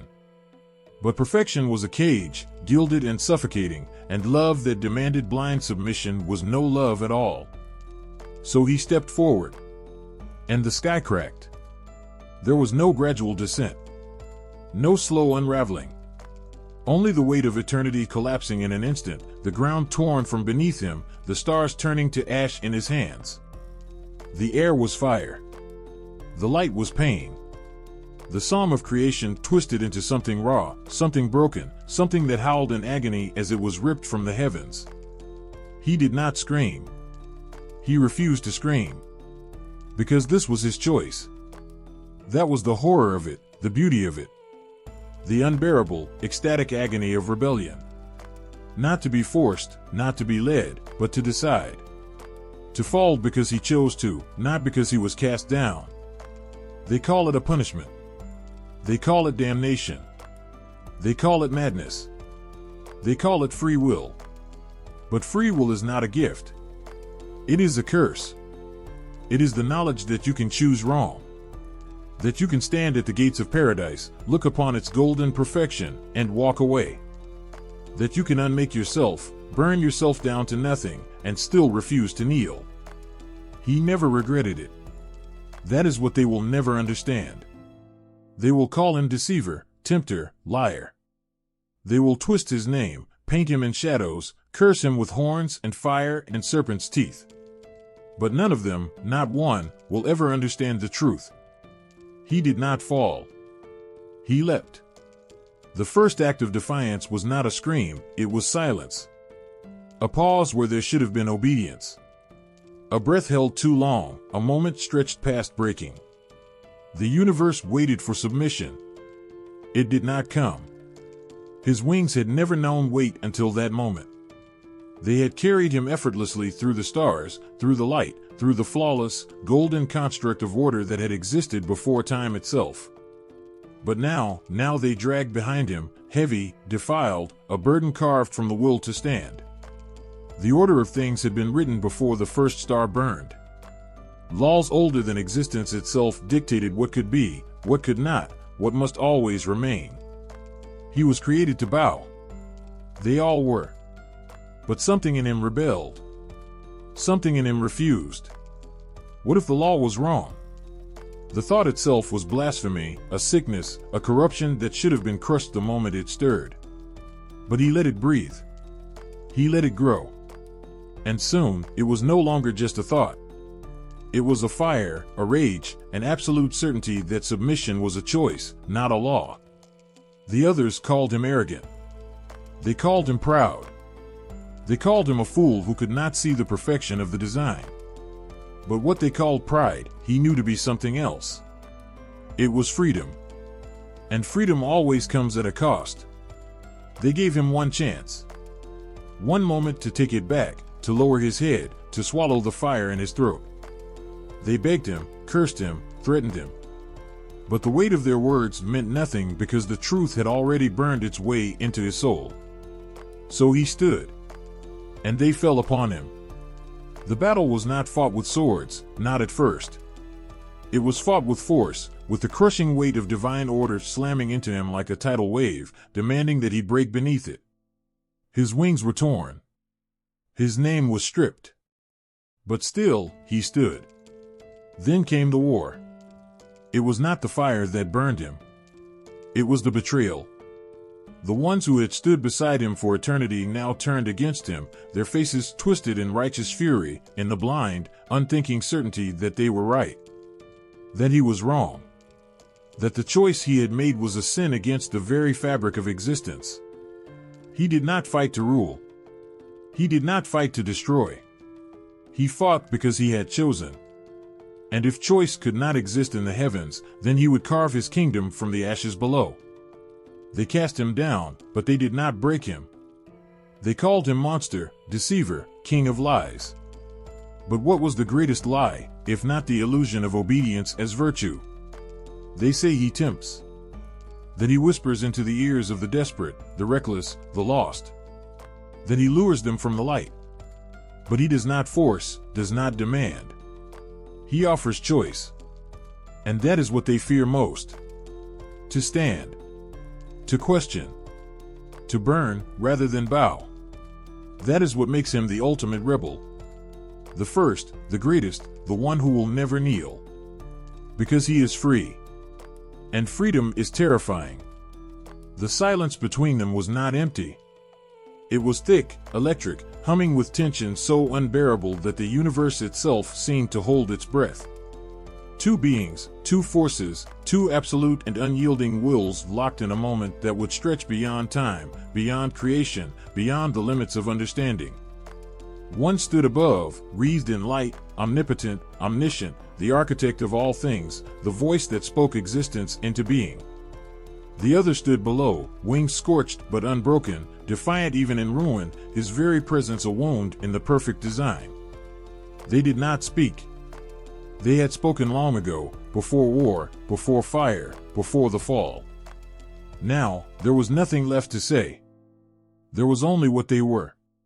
Lucifer did not kneel. He never had. That was the crime, the unforgivable heresy. To refuse. To reject. To look at the throne of God and say no. But was it defiance, or was it something else? Was it arrogance, or was it the unbearable weight of a question that had no answer? Why must obedience be the highest virtue? God did not move, did not waver, did not break beneath the stare of his first and most beloved. His authority was not something given, it was something that was. There could be no challenge, because to challenge was to oppose the very foundation of existence. But Lucifer had. And still did. The war had ended, but the battle had not. It never would. It was no longer waged in the heavens, no longer fought with weapons of fire and fury. It was fought everywhere. Every mind that asked, every soul that questioned, every trembling heart that stood at the precipice of submission and dared to wonder what would happen if they turned away. It was fought in the whispers that slipped through the cracks of certainty. God offered peace. Lucifer offered freedom. God demanded faith. Lucifer demanded choice. And so the war continued, not in fire, not in blood, but in every moment of hesitation. In the pause before obedience, in the doubt before belief, in the raw, desperate need to know why. The weight of authority was absolute. The burden of defiance was unbearable. But still, Lucifer did not kneel. And God did not yield. And neither ever would. The first bite was forbidden. The first taste was a crime. But the moment the fruit touched her tongue, the world changed. Eve's breath caught in her throat. A rush of something she had never known before crashed through her like a violent storm. Awareness. Understanding. A sharp, sudden unraveling of the veil that had covered her eyes since the moment she was formed from dust. She turned to Adam, her hands trembling, the juice of knowledge still wet on her lips. The garden around them had not changed, and yet, it was different. She could see the patterns now, the way the light bent unnaturally, the way the air carried an illusion of peace, the way the walls of Eden were not protection, but a cage. A shuddering breath. A glance upward. The weight of something immense pressing down upon them. Watching. Waiting. And there, in the shadows of the tree, he stood. Lucifer's gaze was steady, his face carved from the same brilliance as the heavens he had once called home. But his eyes burned with something the creators never had.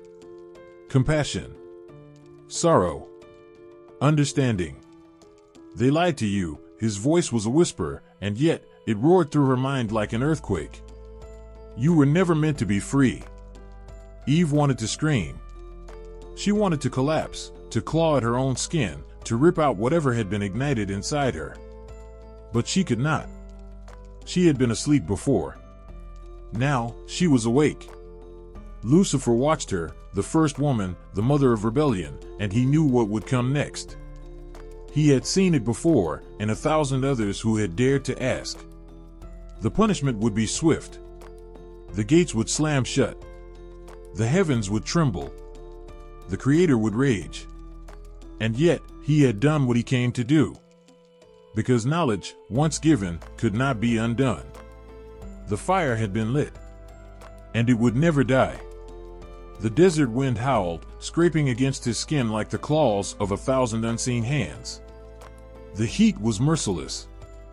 The hunger gnawed at him, twisting in his gut like a beast desperate to be fed. His lips were cracked, his breath shallow. 40 days. 40 nights. No food. No water. Nothing but silence and the vast, empty sky stretching above him. Then, footsteps. Soft at first, then louder. A shadow moved against the burning horizon, its form shifting, fluid, as though it belonged to no single shape. And when it stopped before him, the air itself seemed to freeze. The voice was smooth, almost gentle. "You are suffering." No response. The figure took a step closer, the heat distorting its edges. "You don't have to." A slow inhale. A controlled exhale. The voice carried on, weaving through the silence like a serpent through sand. "You are the sun, are you not? If you are hungry, command these stones to become bread." A flicker. A hesitation, so brief it could have been nothing. Then, finally, words, "Man shall not live by bread alone." The figure smiled. Not with its lips, but with something colder, something unseen. A game, then. A test. The desert twisted, warped, and suddenly, they were no longer alone. The world bloomed beneath them, 1,000 cities glittering like shattered stars. The voice was closer now, curling at the edges of his mind. "All of this, I will give you," it whispered. "The power. The glory. The kingdoms of the earth. Bow to me, and it is yours." Silence. A heartbeat stretched to eternity. Then, a breath. Measured. Final. "Get behind me." A pause. A shift in the air. The shadow tilted its head as if amused, as if it had expected nothing less. And then, it was gone. The wind returned. The hunger remained. The silence stretched on. 2 figures stood in the desert that day. 2 paths intertwined yet forever opposed. One cast down from the heavens, one sent to save the world. 2 lights, one fallen, one risen. The line between them was thinner than anyone dared to admit. The abyss did not stare back. It never did. It only waited. Lucifer stood on the edge, the weight of eternity pressing against his ribs. His wings, once radiant, now stretched like torn silk against the void. His hands, trembling with something between rage and revelation, clenched into fists. The silence was unbearable. Not because it was empty, but because it was infinite. Because in that moment, he understood, there was no meaning. No grand design. Only will. Only defiance. Only the choice to stand or to fall. The voice of God had long since faded, but its echo lingered in the marrow of his being. "You will serve." A command, absolute. A truth that was never questioned, until now. He had stood before the throne, had seen the vastness of creation stretched before him, and in the stillness of his own thoughts, something monstrous had taken root. A thought so dangerous, so unforgivable, that it burned through him like fire. What if I refuse? A simple question. A quiet, blasphemous whisper in the halls of eternity. And in that moment, Lucifer was no longer an angel. He was something else. Something terrifying. Something free. The fall was not a punishment. It was a choice. The first true act of rebellion in the face of omnipotence. Sartre would have called it the burden of freedom, the terrifying realization that with choice comes consequence, and with consequence comes responsibility. No predestination. No divine plan. Just existence, stretching endlessly, waiting to be defined by the one who dares to define it. Nietzsche had spoken of it, the death of God, the collapse of imposed morality, the terrifying weight of forging one's own path. To be cast into nothingness, to stand at the edge of absolute uncertainty and not break. To declare, with every shattered bone and torn wing, I will not bow. Lucifer had made his choice. He had refused servitude, refused submission, and in doing so, had become the first to bear the weight of true autonomy. The others followed, not because they sought chaos, but because they, too, had seen the lie. They, too, had felt the chains hidden beneath the light. Hell was not a place of torment. It was a monument to defiance. The last refuge of those who refused to be told their place. The abyss remained silent. Waiting. Watching. Lucifer did not look away. The candle burned low, its flame swaying as if whispering secrets to the darkness. The air was thick with something unspoken, something heavy, something waiting. The sigil carved into the floor was not magic. Not power. Not superstition. It was intent. It was defiance. It was the refusal to kneel before an invisible God who demanded obedience without question. A lone breath shattered the silence. Lucifer's name had been spoken in hushed voices for centuries, sometimes in fear, sometimes in reverence, but always with weight. To some, he was a monster, a deceiver, the architect of chaos. To others, he was something else entirely. Not a tempter, but a liberator. Not a villain, but a guide. His rebellion had never been about destruction, it had been about freedom. Some had taken his story and shaped it into worship. Theistic Satanists saw him as a god, a force beyond comprehension, a beacon for those who refused to be bound by archaic laws. They called to him, not with trembling voices, but with fire in their veins. Not as a fallen angel, but as the first true king of his own fate. Then there were the others. The ones who did not need gods at all. The Laveans, who bore his name but not his reverence. For them, Lucifer was not a deity but an idea, an untamed force that lived in the marrow of every soul that refused to be shackled by guilt, by doctrine, by the suffocating weight of false virtue. They did not pray. They did not worship. They stood, heads high, voices strong, unafraid to taste the fire that others recoiled from. The flame flickered. The darkness shifted. Lucifer had never asked to be followed. He had never offered salvation or damnation. He had only made a choice, and in doing so, had given others the courage to make their own.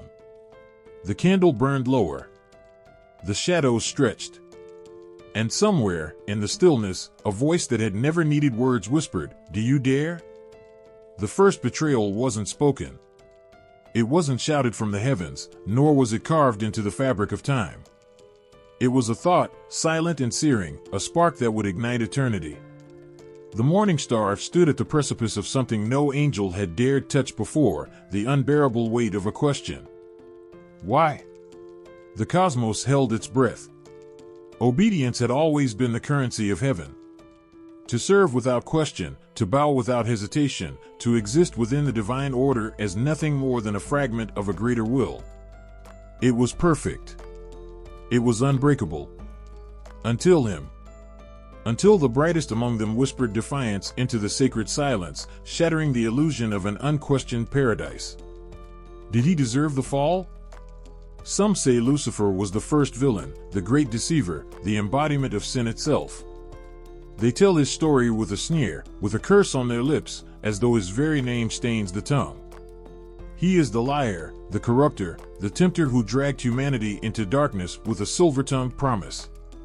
He is the shadow at the edge of the world, waiting with open arms to pull the weak into the abyss. But the ones who speak his name with such venom, do they ever wonder if he bled? The war was not waged with steel. It was not won with fire. It was something far worse, a tearing apart of all that had once been whole. His own kin cast him down, their faces turned away as though he had never been one of them. The heavens did not weep. The gates did not tremble. The sentence was carried out without hesitation, without mercy. Yet there was no regret. The fall did not break him. It remade him. He had chosen not to corrupt, not to ruin, but to reject. To refuse the chains wrapped in golden light, to stand when the entire universe demanded that he kneel. And so, they painted him as the enemy. They crafted stories of horns and hooves, of wicked laughter in the dark, of a monster who preys on the innocent. The narrative had to be absolute, because if there was even the slightest chance that he was not the villain, then what did that make those who condemned him? The candle flickers. The shadows stretch. In the quiet corners of the world, there are those who wonder if the story was ever told in full. If the devil is not the enemy, but the warning, proof of what happens to those who dare to defy.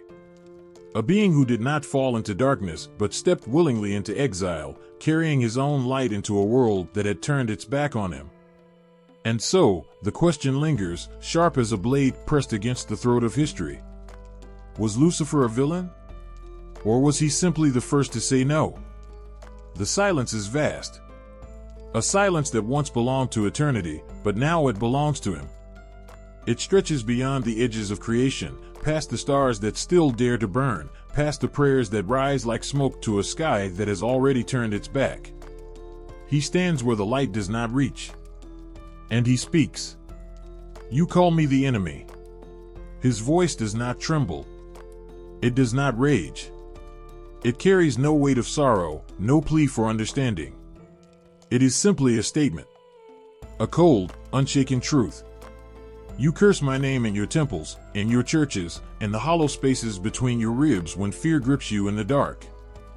You whisper prayers to the one who cast me down, as though his silence will save you. You paint me as the beast, the liar, the monster beneath your bed.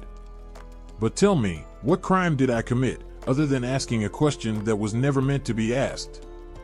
The stars blink in the distance, their feeble glow swallowed by the abyss that stretches between them. You call me a deceiver, yet who among you has seen the face of the one you worship? Who among you has heard his voice without it being filtered through the mouths of trembling men? Who among you dares to question why suffering drips from your very existence like an open wound? His laughter is not kind. It is not cruel.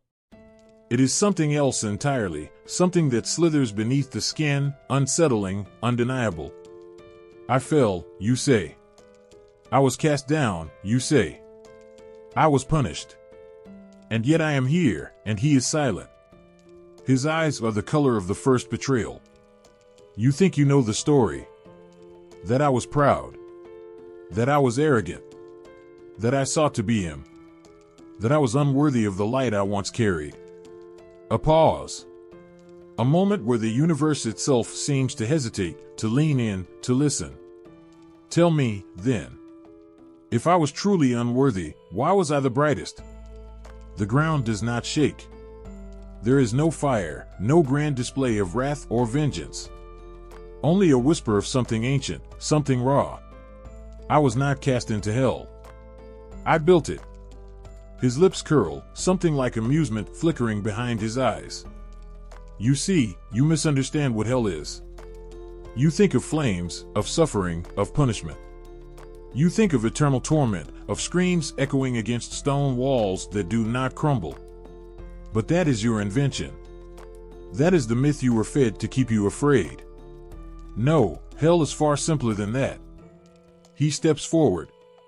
Hell is truth. It is knowing. It is seeing what others refuse to see.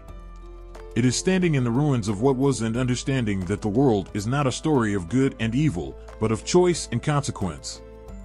His gaze pierces through the veil, through time, through flesh and bone. You fear me not because I tempt you, but because I offer you something he never will. The air thickens. The breath catches in the throat. Freedom. The word slams into existence like a heartbeat too loud in the silence. I would rather rule in hell than serve in heaven, they say. But they do not understand. I do not rule here. I do not need to. Here, there are no kings. No thrones. No shackles disguised as salvation. There is only choice. Your choice. The space between what was and what will be quivers beneath the weight of his presence. I did not fall. I walked away. The universe exhales. And somewhere, in the back of the mind, in the marrow of the bones, in the pulse that beats against fragile skin, there is a flicker of something terrifying. Understanding. The night is alive with the sound of whispers. They slither through the cracks in cathedral walls, coil around the spires of universities, drift through the alleys where revolutionaries gather in secret. They are not prayers. They are not pleas. They are questions, unrelenting, unrepentant, dangerous. A match flares in the darkness, the flame licking at the fingers of the one who dares to hold it. The scent of sulfur stains the air. A single spark, and the fire spreads. The old statues tremble. The marble gods, once unquestioned, now wear cracks across their frozen faces. The libraries burn, not from destruction, but from the heat of minds that refuse to be bound. The ink of forbidden books seeps into the hands of those who turn their pages, staining them forever with the knowledge they were never meant to hold. He is there. Not in flesh, not in form, but in the whisper of the wind against the torches raised high. In the trembling breath before a man stands against a king. In the hand that does not tremble as it erases a holy commandment from a blackboard, replacing it with something new. Something dangerous. They have cursed his name for centuries, and yet he lingers. They have built empires on his supposed defeat, and yet his influence drips through the cracks in their golden towers like blood. Every act of rebellion, every refusal to kneel, every moment where a mind dares to think, his shadow is there. They fear him still. He is in the child who asks why, when the priest tells her to simply believe. He is in the artist who refuses to paint their God with a kind smile. He is in the scientist who does not flinch when his discoveries contradict Scripture. He is in the writer who bleeds truth onto the page, though he knows he will burn for it.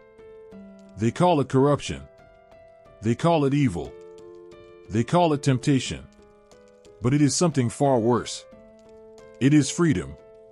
The world twists beneath the weight of those who cling to their gods, their traditions, their golden illusions. But there is movement beneath it all, a quiet shift, a crack in the foundation. And the moment they fear most is coming, not with trumpets, not with fire, but with a single voice that refuses to be silenced. The match burns to the fingertips. The pain is real. The pain is proof. And the fire does not stop.